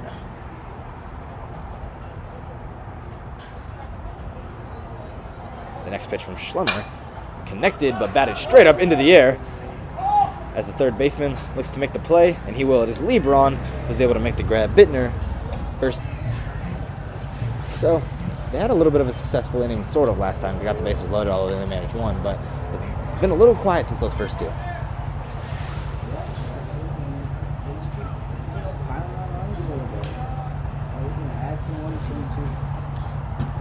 The next batter for the Jayhawks is Aiden Daytime, who also has the blue undershirt on, rocking that for the Jayhawks with a nice black silver greenback, can't really tell. First pitch was a ball, the second one will similarly be a ball, as that one is low and to the right. Nice little stretch out there from Kingery to avoid that going backwards. Not that it would have mattered as nobody's on base. The pitch, a swing and a miss from Daytime. Not sure if all the helmets have this, but I like his white helmet with the KU in front. That's pretty cool. AJ agrees. He's nodding his head. He's not talking, but he is agreeing. Schlemmer the pitch. 2-1 count. That one is a strike. Evens the count. 2-2. 1 out. Top of the 5th as the Jayhawks are looking to extend this lead. Daytime. A swing and a miss there. That will be a strikeout. Schlemmer manages a strikeout in just the second batter faced. 2 up, 2 down for Nick Schlemmer. Next batter up in the Jayhawks order, Carson Kay, the designated hitter. Yeah, Nick Schlemmer making pretty quick work in the 5th, forcing of their lead for the Huskers. Yeah, has retired both batters he faced, as that one is another strike. This one put into the bottom right corner of the box, painting that fun little area. 0-1 the count for Carson Kay. Swing and a miss that time for Kay, and all of a sudden it's an 0-2 count. Nebraska, just like the Jayhawks did last time, have a chance to get quickly off of defense. Third pitch from Schlemmer of this at-bat. This one connected and past the first baseman's hand into right field, where Matson is going to attempt to get it. Oh, and the ball is missed again by the first baseman. So that means Aiden Day will get safely to second and still going. Nope, he will hold up. He's not sure whether to run to third or not. He's going to hold up, and Aiden Day will land safely at second. A little bit of a weird ending to that, yeah, but so just to recap a little bit, we have AJ Niergarter here for you. We kept that play a little bit of a line drive through the first baseman's glove on there. Yeah, that was Matthew Humphrey. Humphrey over at first wasn't able to make a play. Goes into right field. Right field tries to get the out at first, and he would have, but the throw was offline. Goes almost into the Kansas dugout near the on-deck circle.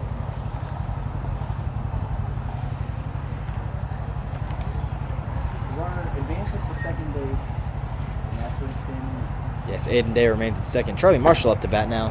His third time at the plate. First time he flew out to center. Second time he flew out to right. So Marshall, who also struggled at the plate yesterday, looking to notch a hit right here with another 2-out hole for the Jayhawks, where you could argue that's where they're most comfortable, AJ. They shoot a lot of runs. They come off 2 outs. That first pitch was a ball. That second one also a ball. 2-0. Quickly the count for Charlie Marshall, the manager of this team, who checked us into the hotel last night as well. Fun fact. Yeah, I do want to shout out Charlie Marshall. He's been very, very helpful for this weekend for us, for baseball broadcast. That one, he gets it to the shortstop, and he will be out at first, unfortunately. So Marshall not able to get on base. He's 0 for 3 on the day. The Jayhawks failed to come away with anything. Count was 3-0 there too, so it's unfortunate they weren't able to make anything happen. Nonetheless, Nebraska defense gets off the field, still in a hole of 4. We will see you back in the bottom of the 5th inning with AJ Niergarter taking over play-by-play. So it's been fun. You'll still hear me, but you're watching the KU Club Baseball YouTube broadcasting channel.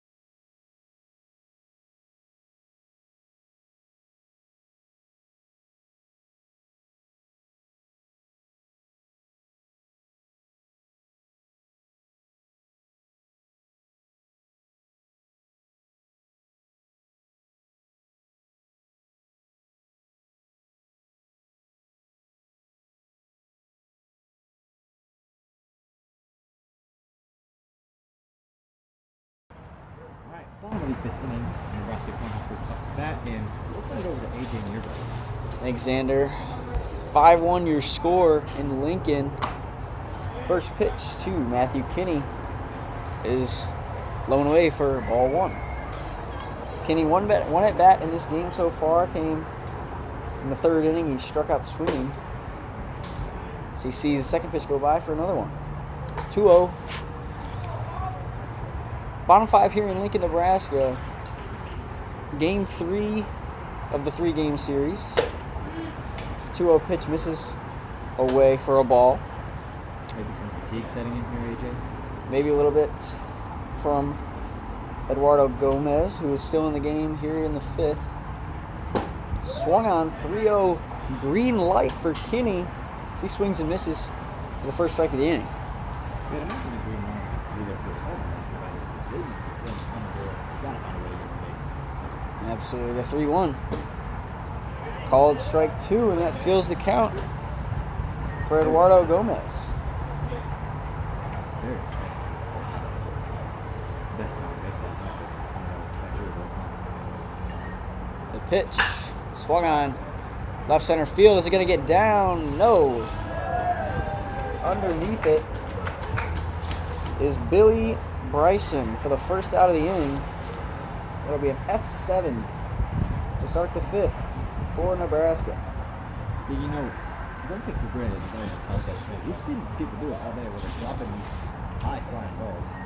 Nice shot from Bryson to get under that one when wind took it a little bit and make a play on it. Absolutely. That'll flip over the lineup to Chase Savage, the left fielder for Nebraska. First pitch he sees is a called strike. Low outside part of the zone. And Gomez, after 3 straight balls to start the inning, he settled down a little bit and settled in. As I say that, he misses the 0-1 pitch high, turns 1-1. Ones and fives. Ones and fives all over. The 1-1 called strike 2. And Savage is down 1-2. He's 2 for 2 today with 2 singles. Came around to score in the third. Represents a lone run for Nebraska. The 1-2 misses away for a ball. Yeah, Chase Savage been pretty savage, you could say, at the plate today. He's been one of the few aggressors for the Nebraska Cornhusker offense. It is true. The 2-2. Swung on ground ball over to the right side. Diving play, can't make it as Duma. And that'll be scored. Another single from Savage. He's been aboard all 3 times today. Yeah, I wonder if the first baseman really needs to come on and make the play. It looked like the second baseman was running over with possible support in the shallow outfield had that ball kept rolling. Might have been an easier play for the Kansas defense to make. But Yeah, Duma maybe a little too far off first base for him to make that play, but nonetheless, Savage is standing on first for the 3rd time today. As he takes off in the first pitch to Emig, and he's going to be sliding in safely on the stolen base. And he watches him last. That's the Kansas defense who runs to the ball, worried he might take the. Yeah, a little bit of a wonky throw there from Charlie Marshall, the Kansas catcher. Savage stands on second. Alex Emig, the shortstop for Nebraska, steps in. Second pitch he sees is fouled away towards right field into that grassy pasture we have mentioned before. It'll even count at 1-1 for Emig. 0 for 2 today. This one swung on to shallow left field. Bryson can't make the play, and it's going to drop in for Emig's first single of the day. As my pencil is just falling down onto the ground and out off the bleachers. So excuse me as I grab another one. But anyway, Bryson, honestly, an underrated player right there. Off to throw the ball because that's disaster. All of a sudden, the Cornhuskers got a man on second and then a man stealing home. Just 1 out all of a sudden. Cornhuskers in the much better position. Nonetheless, still 1 out and the runners on first and third with the count reset. That'll bring up Grant Fulmer. Pitched yesterday, today. The designated hitter. It's 1 for 2 with a single. Stranded at third in his last at bat. Fulmer pitched the first game of the day and pretty successful outside of facing Graham Brody. This one grounded to third, goes to second for 1, to first for 2, and they get the double play to end the inning. A 5-4-3. Aiden Day to Owen McGovern to Peter Duma, and that'll end the inning on a 5-4-3 double play. 5-1 your score on the Kansas Cult Baseball YouTube.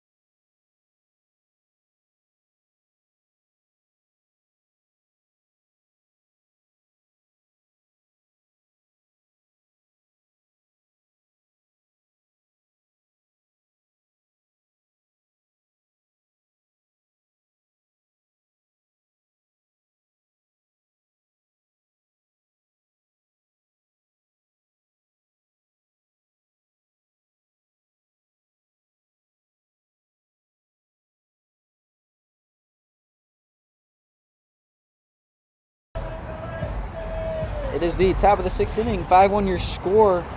Kansas, Nebraska on the KU Club Baseball YouTube. Billy Bryson, the left fielder, going to make his 3rd plate appearance of the day. First pitch he sees is away for a ball.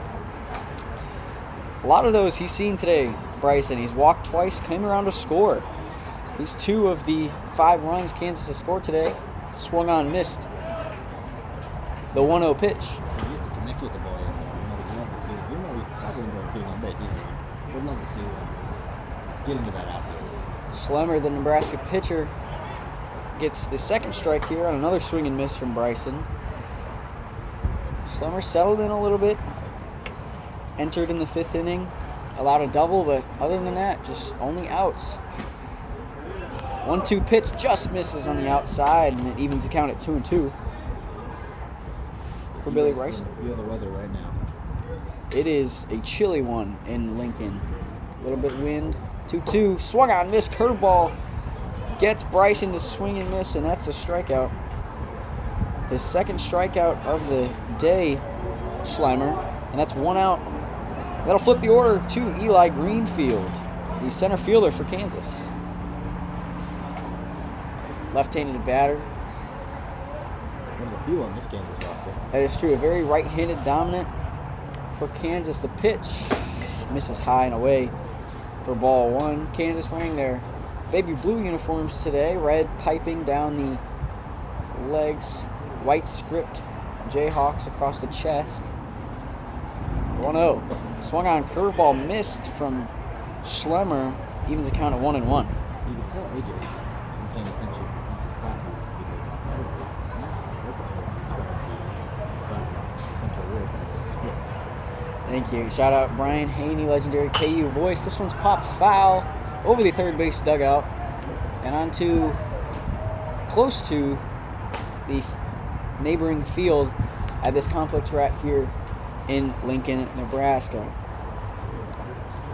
I'll make the count 1-2 on Greenfield.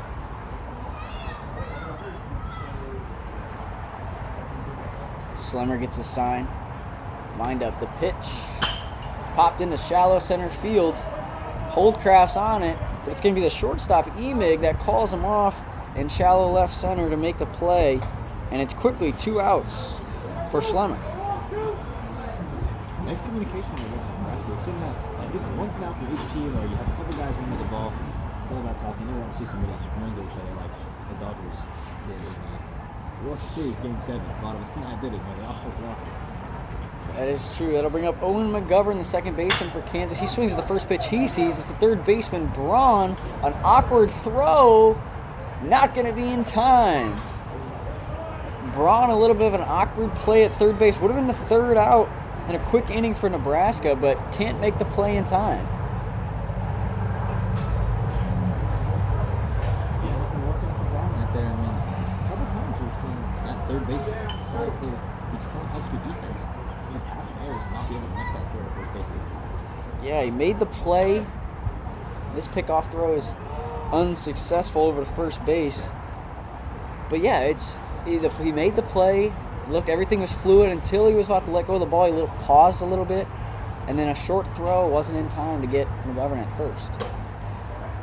First pitch to Zach Mall, the shortstop, is a strike called on the outside.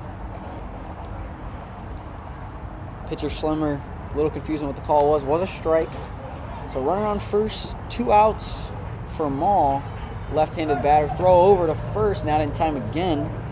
As we've seen, this is the third game of the series we saw in game 1 and 2. Nebraska is not afraid to throw over and attempt to pick off. They are unsuccessful in every attempt so far this series.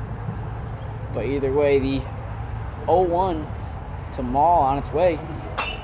This one popped behind home plate. Kingery on it, waving off his teammates. He's going to make the play behind home plate, and it's a foul pop out for Zach Mall to end the 6th inning. I thought that was coming into the stands, AJ. I was ready to get my glove out and catch it with my "you ladies all right" moment, but unfortunately, that would be enough for Nebraska. Not a catch for me. We will come back in the bottom of the 6th inning on the KU Club Baseball YouTube.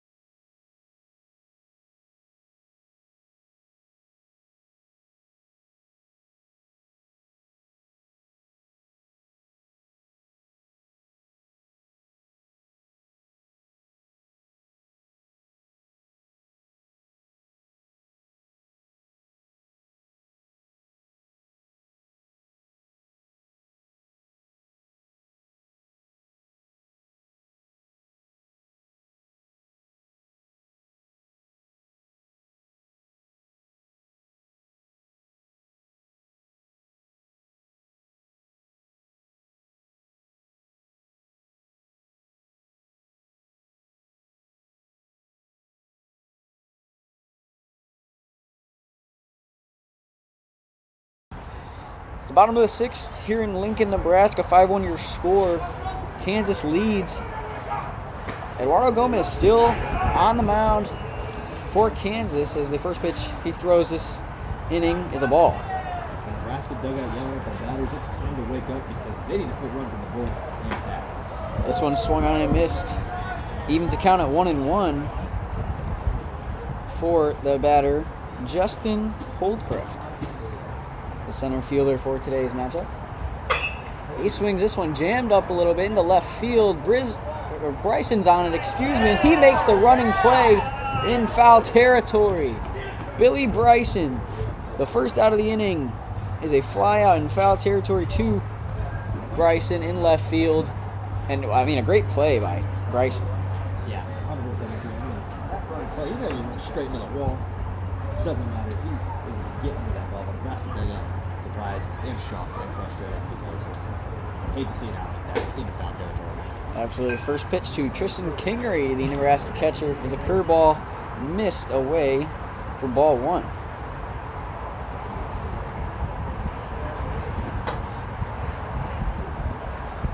The 1-0 is a called strike to even the count at 1-1. Kingery 1 for 2 on the day with a single and ended the 3rd inning with a ground out to the first baseman. This one misses just outside, moves the count to 2-1.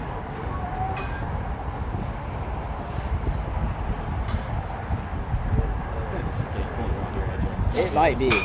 This one skied into right field. It's Bittner on it. He's underneath it to make the play.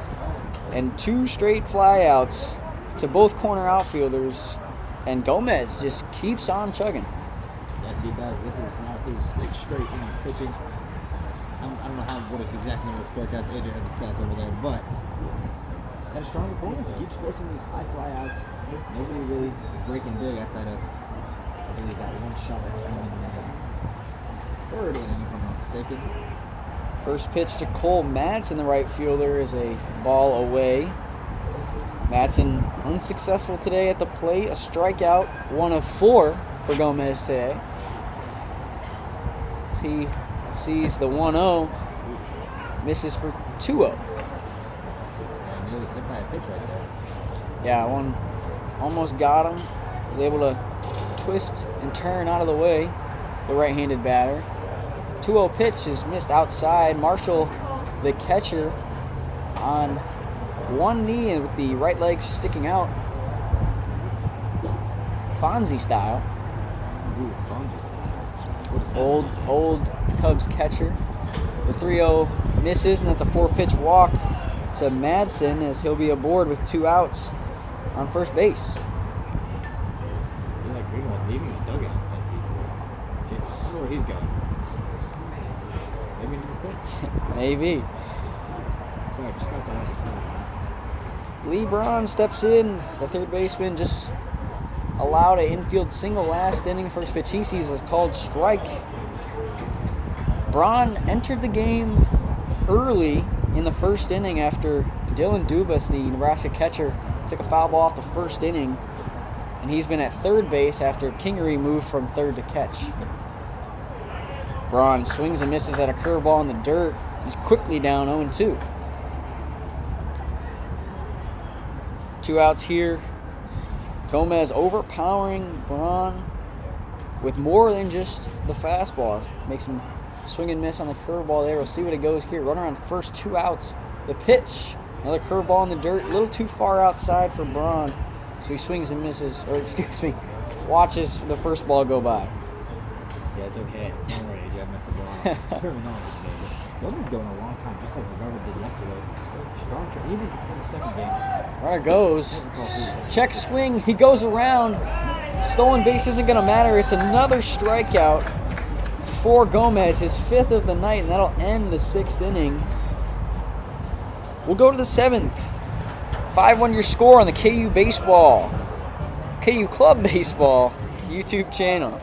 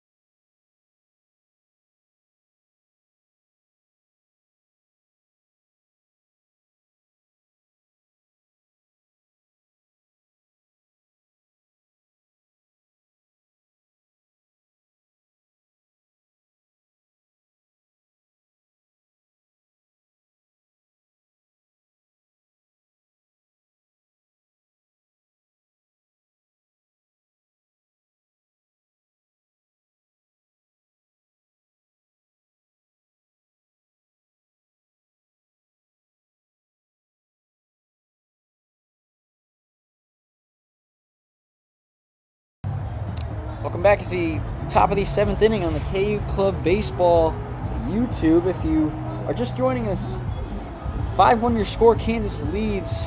They got off to an early start, scored 1 in the first, 3 in the second, and 1 in the fourth. Those are the 5 runs today. Peter Duma leads off and grounds this one to Braun at third base, makes the play, and the throw is in time, and quickly Duma is set down via the ground out. Schlemmer has essentially retired almost every batter he's faced today. So maybe Nebraska's finally found the groove. I'd imagine they'll stick with him as long as his arm can go. Kansas bats have not found life. Nick Schlemmer is up against. Yeah, ever since coming in the 5th inning, he's only allowed 2 hits, a double and a single, but no runs allowed ever since. Which is the important part, of course. Absolutely. First pitch to Bittner misses high. Schlemmer didn't like it.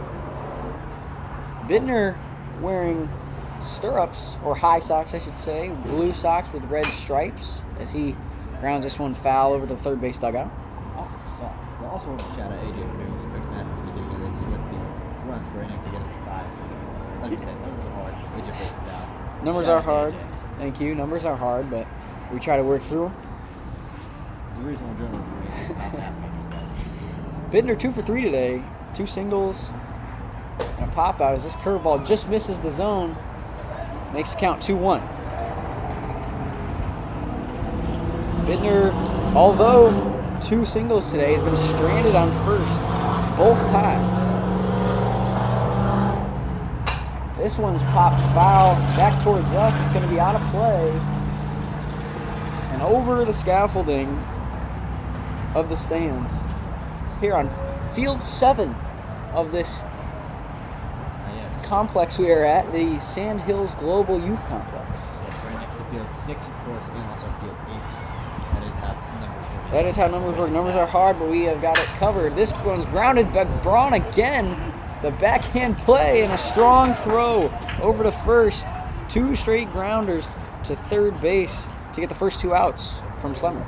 And ever since the injury, Braun has been doing a pretty good job at third base. Did have 1 error earlier, and obviously back-to-back cross-field throws right there for Lee Braun, who maybe wasn't expecting to play today, but has come in and done a nice job for the Nebraska defense. That is true. Coming in with the next man up mentality.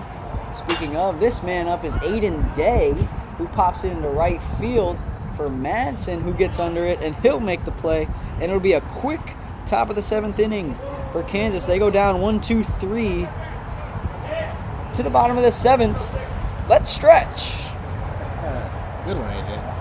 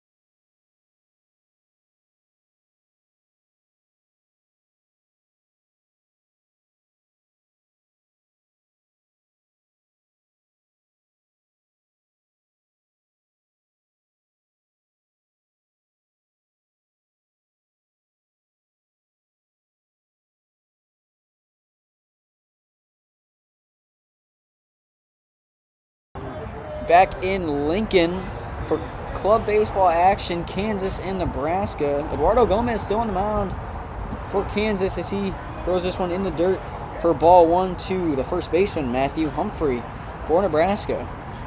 We did just finish something Take Me Out to the Ball Game. I was just going to add, Great yeah. vocals, AJ. You did some decent vocals as well. Ball Shout out, 2. AJ. Ball 2 to Humphrey. Yes, we did. But we did a little bit of our own rendition of it. I hope everyone listening at home played their own version of Take Me Out to the Ball Game. Yes, we did Take Me Out to Raise a Cans. Because The 2-0 we are focused on food. check swing. He went around, Humphrey did, and it's 2-1 now with no outs in the bottom of the 7th.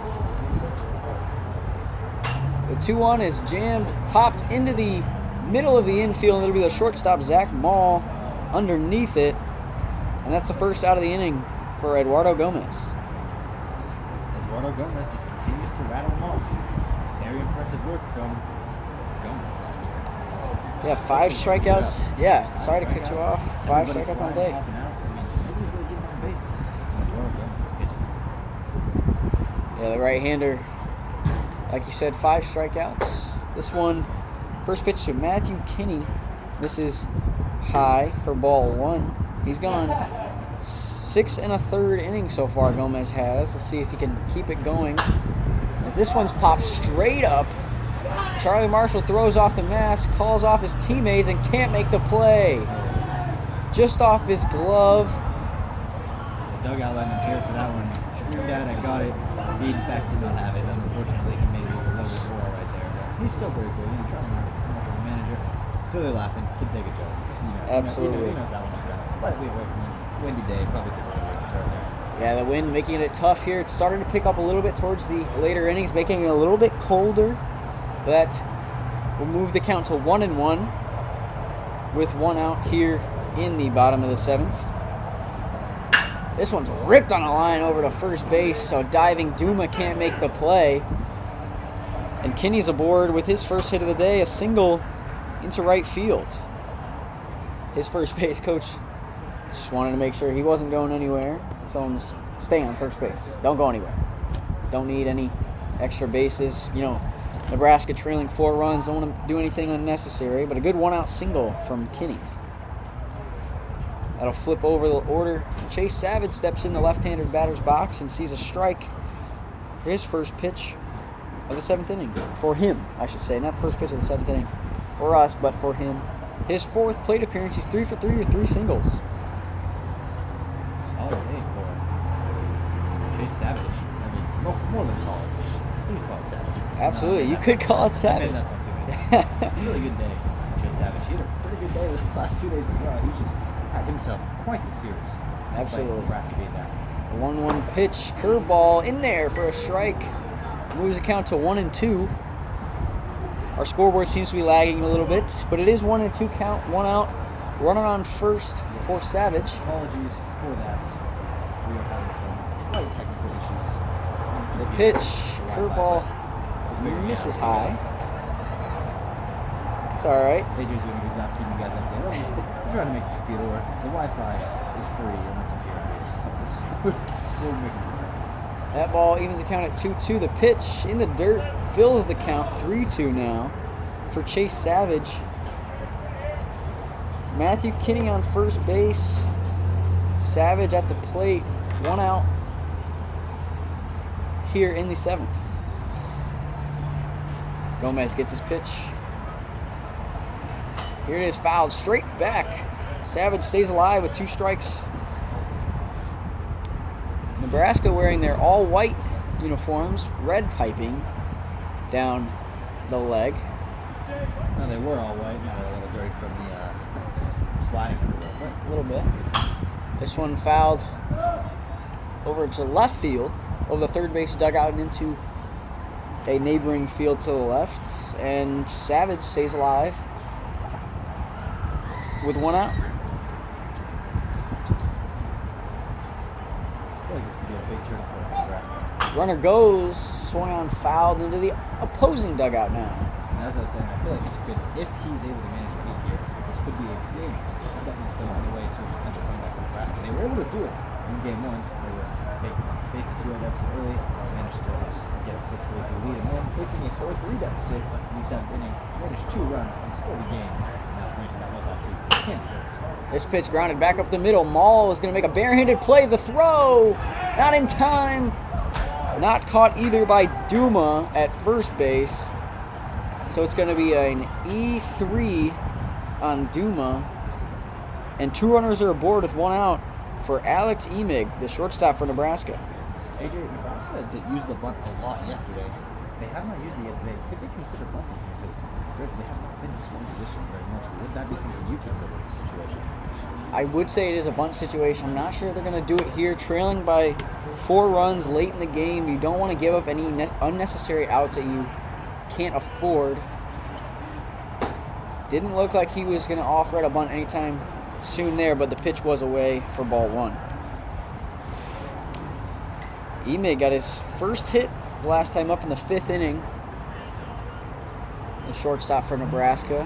Runners on first and second. The 1-0 misses away for a ball. Hitter's count here for Emig. A right-handed hitter. Red and white cleats, red and white batting gloves, a red belt, and a white helmet for Emig. Gomez gets to sign the pitch. Called strike 1. And it's a 2-1 count here for Emig. Grant Fulmer on deck, the designated hitter for Nebraska. Pitched yesterday. The wall. He's going to make the play. No tag from second base. And Emig flies out to left field on a great play from Bryson in left field. Another one, Bryson has been continuously defending the left field. I'll tell you that. Historically, baseball doesn't get too much action compared to the other parts of the outfield, but we've seen a couple of those long fly balls, and he's made them count, and they've come his way. Especially in these late innings, he's gotten 1 fly ball every inning. As the first pitch to Fulmer is a called strike 1. Fulmer ended the 5th inning. The Cornhuskers had a little bit of momentum going. Runners on first and third with 1 out, and he grounded into a double play to end the inning. As this one, love another one of those. Absolutely, this one misses for a ball to even the count at 1-1. And similar situation, not exactly the same, but yes, 1 out, a ground ball, 2 outs now. So a ground ball, a force is anywhere except home, as this one is in there for a strike, and it's 1-2. Yeah, this is a big position for Nebraska. How many more opportunities are you going to get in scoring position like this, especially with 2 guys on base, potential for 3 runs if the hit goes the right way? This one grounded to second base. It's McGovern. He's going to make the stabbing play and make the 3rd out throw over to Duma, and that'll be the 7th inning. No runs on 1 hit for Nebraska.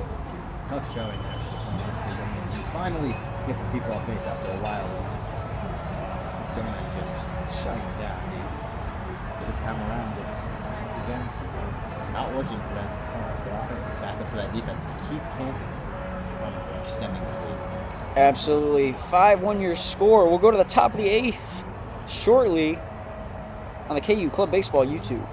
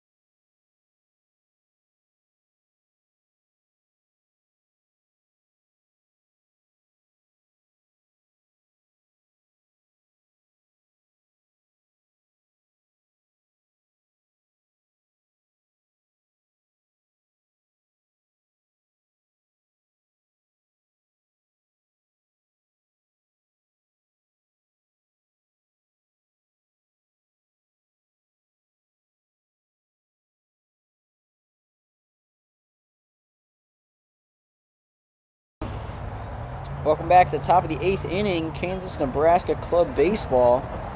On the KU Club Baseball YouTube. 5-1 your score. Kansas leads. It'll be Carson K, the designated hitter, to lead it off for the Jayhawks. First pitch he sees is low and away for a ball. Jayhawks set down fairly quickly in the 7th inning.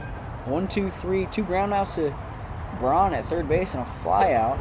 This one, a curveball, lands in there for a strike. Yeah, Jayhawks, ever since that big couple of first innings, I believe it's the last 3 now, where they've been rushed off the field rather quickly without too many guys having a chance to score.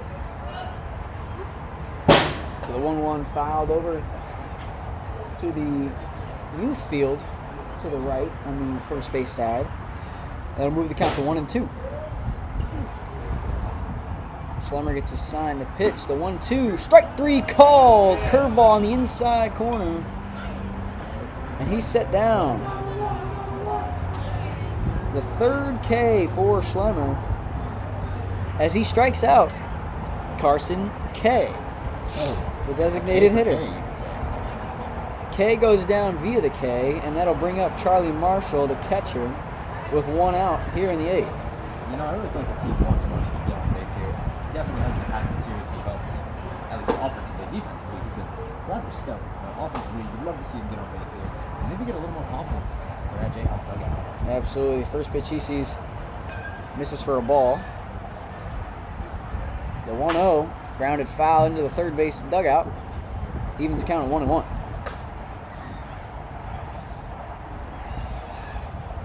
Schlemmer still on the mound, entered in the 5th inning. Has only allowed 2 hits so far on 3 strikeouts. Having a good day so far in relief after the start of giving up 5 runs. Charlie Marshall with a big swing and miss on the 1-1 pitch. That one was going far if he was able to connect with that one. But just slightly high on the swing, I'd say. A 1-2. Chopped into shallow right field. Is it fair or foul? It's going to land just foul to the right of the foul line. Shallow right field near the bullpen. Thought that was going to be the one really nice ball there from Marshall. Just slightly, ever so slightly. To the right. A nice, definitely a nice 2-strike swing, just trying to protect, put the ball in play. But yeah, like you said, it's been a rough series for Marshall. Definitely not the one he hoped he'd have here in Lincoln. 1 hit so far, as this one almost gets him. He has to back away and evens the count at 2-2. Hey, just thinking about this. In any of the games you've done for this team this season, have you seen an out-of-the-park home run yet? I have not seen a home run yet, no. This one is a curveball low and away, and that'll fill the count 3-2. No, I haven't seen a homer yet from this team. I'm not sure they're a very power-heavy team, a lot of contact. The 3-2 fouled back into the catcher mass of Kingery, and we'll do it again. Yeah, I've only seen 2, and they both came in the same game. It was a series weeks ago. Actually, months ago.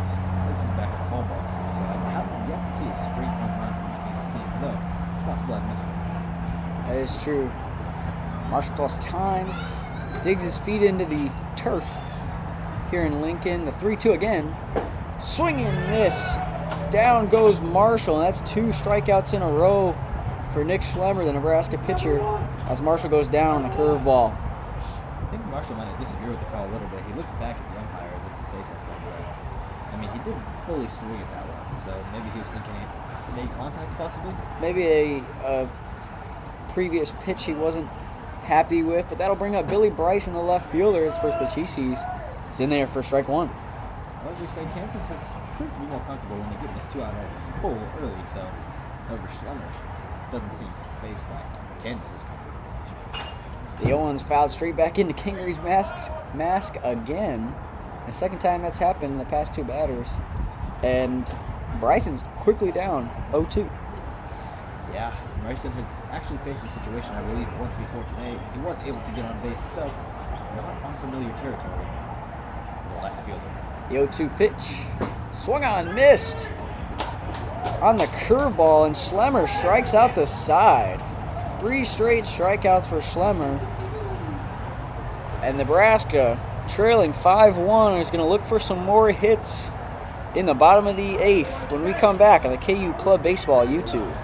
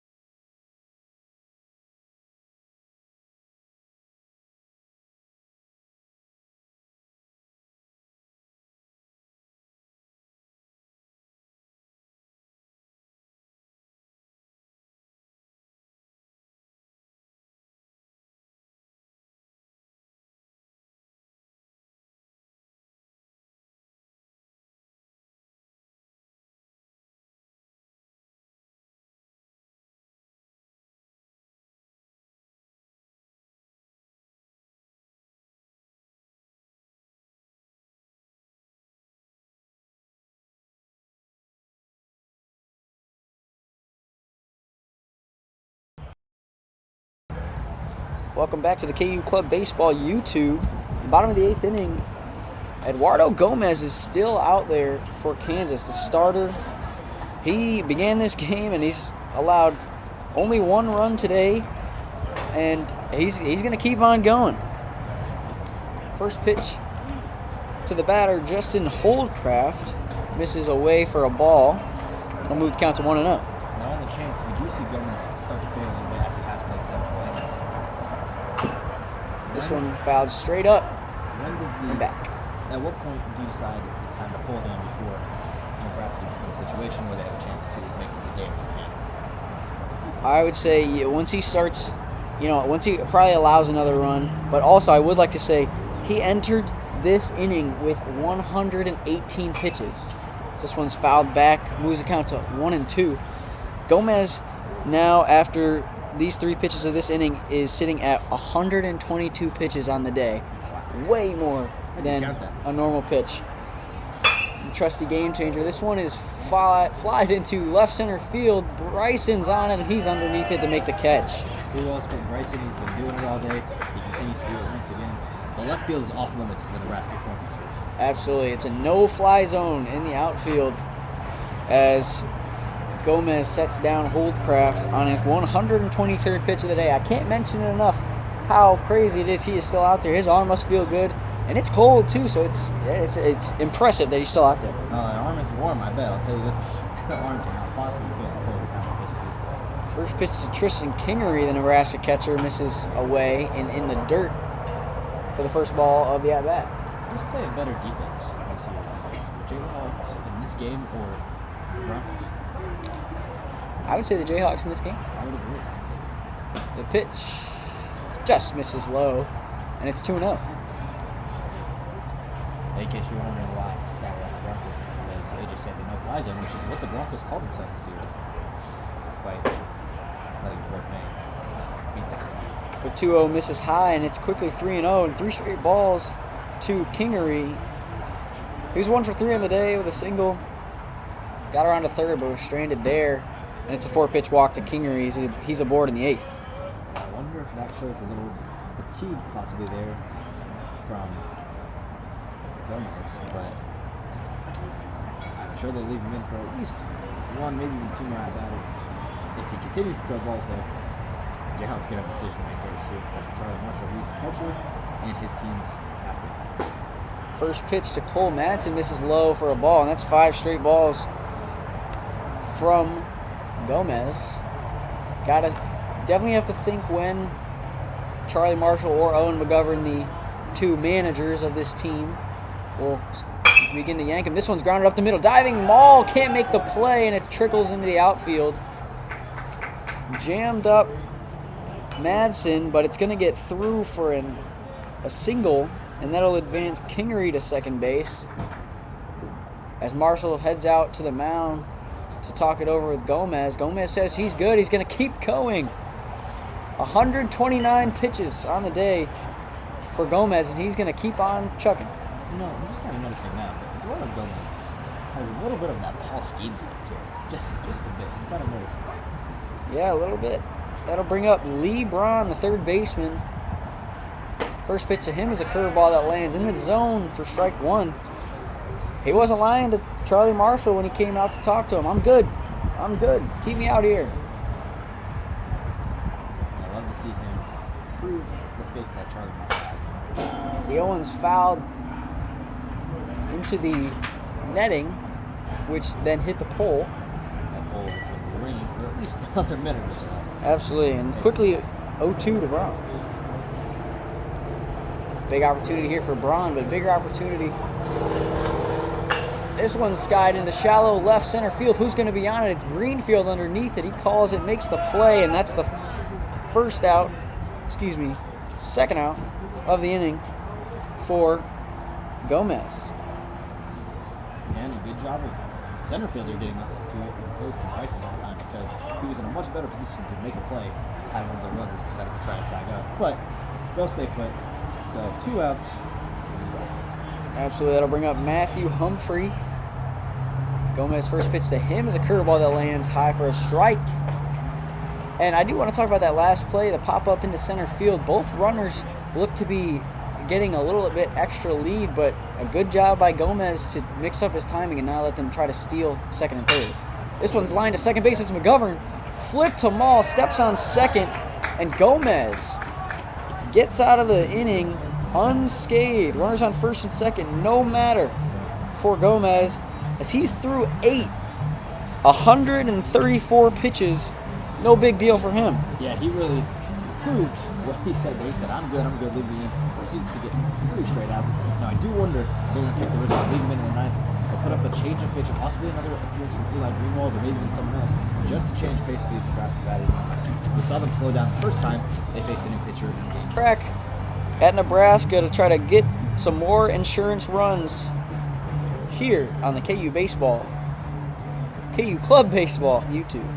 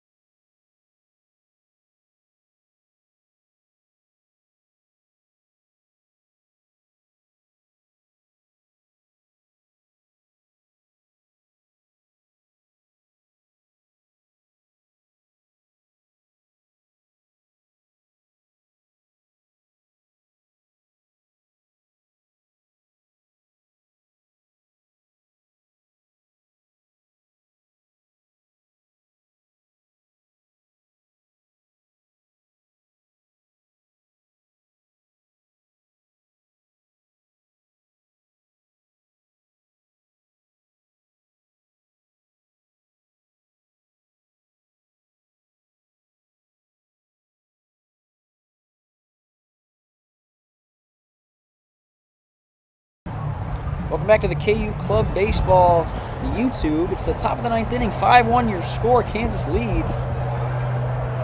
Kansas will get one more shot at Nick Schlemmer, who stays in the game. Came in the 5th. Has gone 1, 2, 3, 4 innings so far. And he'll stay out there. As the top of the order will come up, it'll be Eli Greenfield, the KU center fielder. Another good use of numbers right there. Thank you for playing it before for us. Absolutely. First pitch to Greenfield is a called strike. Moves count to 0-1 to start this inning. Schlemmer gets a sign. The 0-1. Swung on, fouled, straight back towards the left. And quickly 0-2 for Greenfield. If you didn't catch that reference, it's a song. It's a very good song. You should go listen to it. People do the word from moonwalking things like that, I believe. So, AJ is not though. He does not see like he knows the song. Schlemmer the pitch. Swung on, fouled, over the third base dugout. And out of play. Count stays 0-2. Owen McGovern on deck for Kansas. The second baseman got the assist last inning to end it. But Greenfield up to bat now, looking to stop the K streak from Schlemmer. He struck out the side in the 8th. This one misses. First ball of the at bat. It's 1-2. K. Marshall Bryson went down via the swinging strikeout last inning. Greenfield trying to kill that streak. The pitch misses outside. He evens the count 2-2. I wonder if Schlemmer is feeling it. He has gone 4 innings. He went, I believe, 6 yesterday, if I'm not mistaken. So that's 10 total innings for Schlemmer. Yeah, he's been quite the workhorse. Just a little bit at least. Absolutely, been quite the workhorse. He's at 46 pitches now. This pitch, the 47th in the dirt for ball 3, and that fills the count. Yeah, he started with the 0-2, with a couple of foul balls, but all of a sudden, it's quickly back to 3. It's gotten behind it once again. Yeah, Greenfield fought back very well.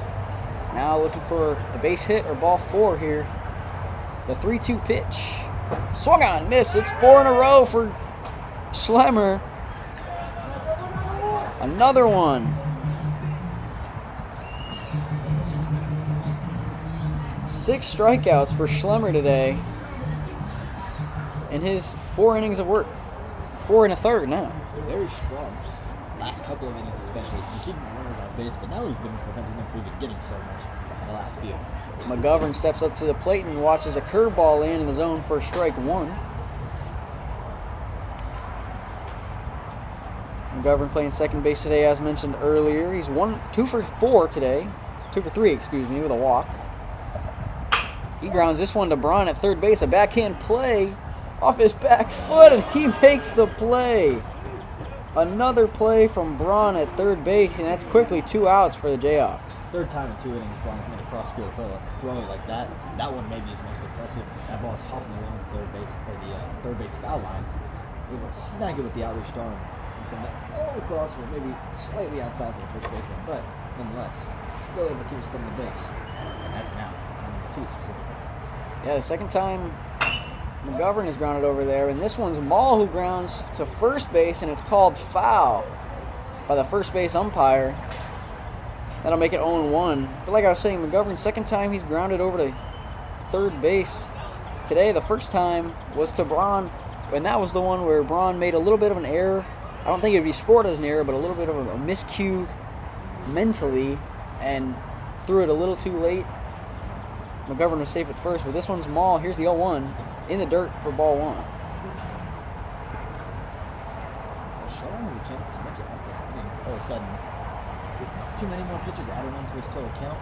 See what happens with this at bat. So, obviously, could very well test that one. The 56th pitch of the day is a ball. Moves the count to 2-1. I have no idea what side AJ is using to count his pitches, but trust his numbers, guys. They're legit. Shout out Game Changer. Always keeping up with club baseball. The pitch here is fouled straight back on a curveball. Evens count 2-2. 2-2-2s across the board for strikes, balls, and outs right now. That is true. Love 2 to see balls, some number unison. 2 strikes, 2 outs. And the batter, You guessed it, is wearing 22. Oh. Imagine that. Yes. Left-handed batter Maul with 2 outs. The pitch, foul back again.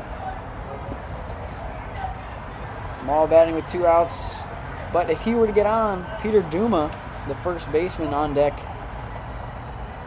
he's had his success today. He's 2 singles with a strikeout, though, as well. He's 2 for 4 today. Got around to third in his first plate appearance. Didn't score. This one lined into left field. It's going to get down. Zach Maul. His 3rd hit of the day. A 2-out single, and he's 3 for 5. It makes it dangerous for the Cornhuskers. Every extra pitch that Schlemmer has to throw is another time. He's potentially getting even more fatigued. He could have some let up, which would allow Kansas to drive even more runs potentially and extend this lead. Absolutely. Really needs to lock in and get this next one for the Nebraska defense. Absolutely. That'll bring up the aforementioned Peter Duma. Aforementioned, excellent look at him. Thank you. Right-handed hitter. First pitch to him is swung on and popped way high and way foul for the first strike of the at-bat. Duma, like mentioned earlier, singled in the first inning, got around to third, but was stranded there.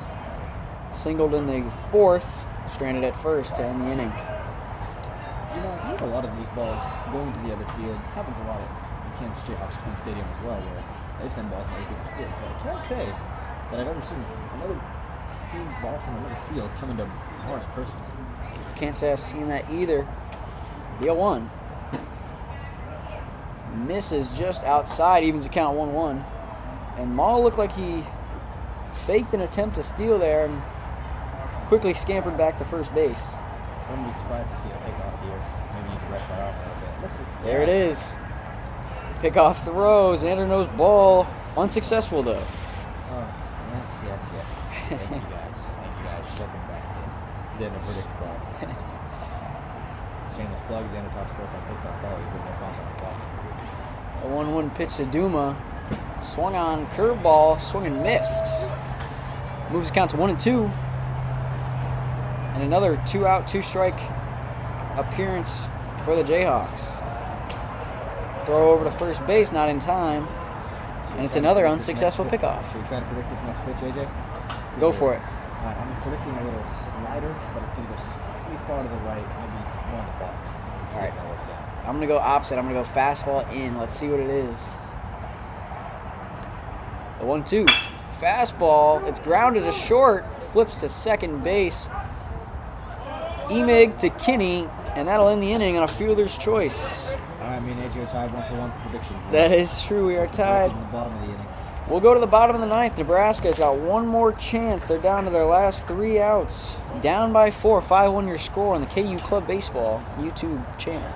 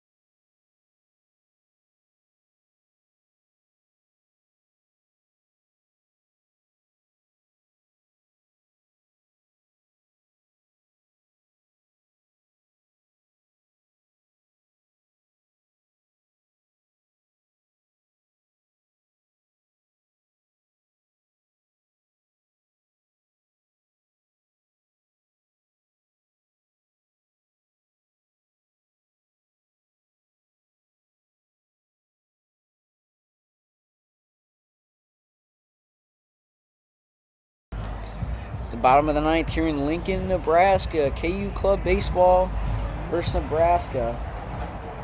Nebraska down to their last 3 outs. They're trailing 5-1.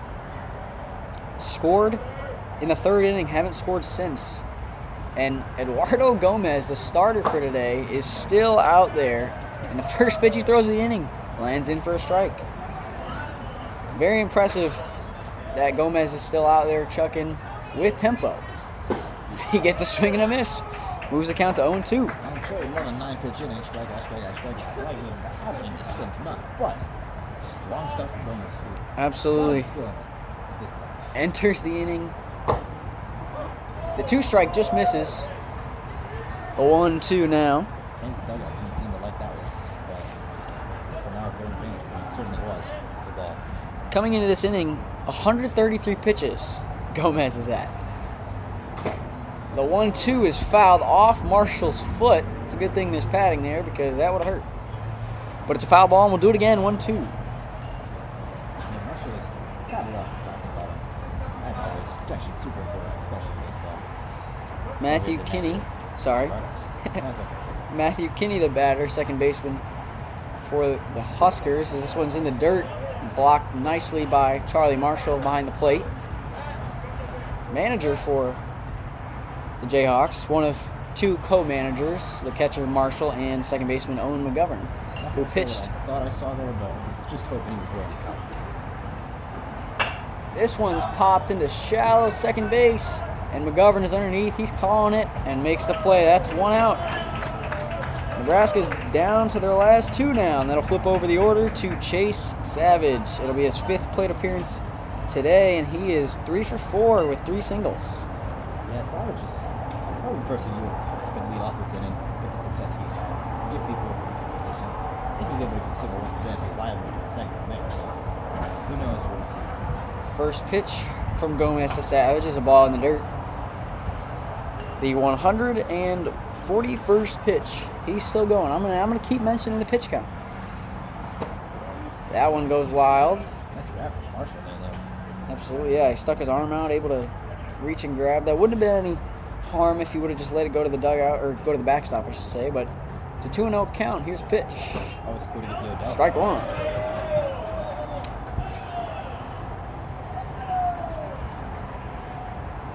Eduardo Gomez has been stellar so far. He's let up a good amount of hits, but only 1 run so far. As this one's grounded, and I jinxed him down the third base line. Throw's going to come into second. It's not going to be in time, and upstanding is Chase Savage with his 4th hit of the day.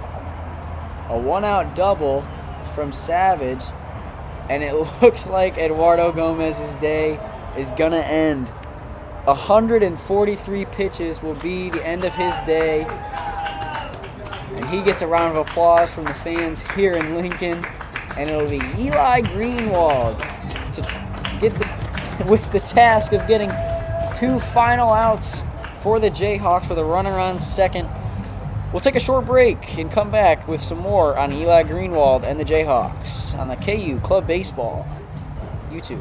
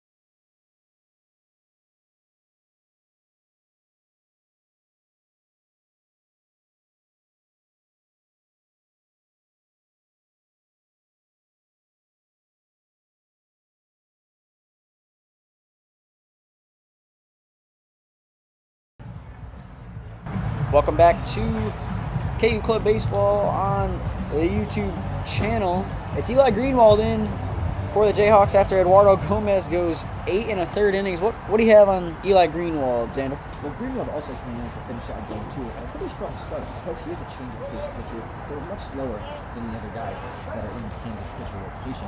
So, hoping to have a little bit more of a successful day. All he needs to do is get 2 more outs. Obviously, when you initially throw a guy like that in, as his first pitch is a low ball, it does mess up the bat, especially since he has been seeing the same guy all day. Probably 4 times now, I believe. This will be his 5th. Messes you up just a little bit. Absolutely, and it is Alex Emig who sees the 1-0 pitch for a strike and evens the count at 1-1. Yeah, he's 4 plate appearances today. He's 1 for 4 with a single back in the 5th. Here's the 1-1. Swung on, popped into center field. No tag at second base, and Greenfield's underneath it for the second out. Only 1 out left for Kansas to secure the win and avoid the sweep. And there's the change of pace right there. You can see Emig runs just a little bit more than he normally would for, let's say, Gomez, who was pitching most of this game. Greenwald's change of pace is very effective, especially initially. It's best in short doses, but it really can get the job done.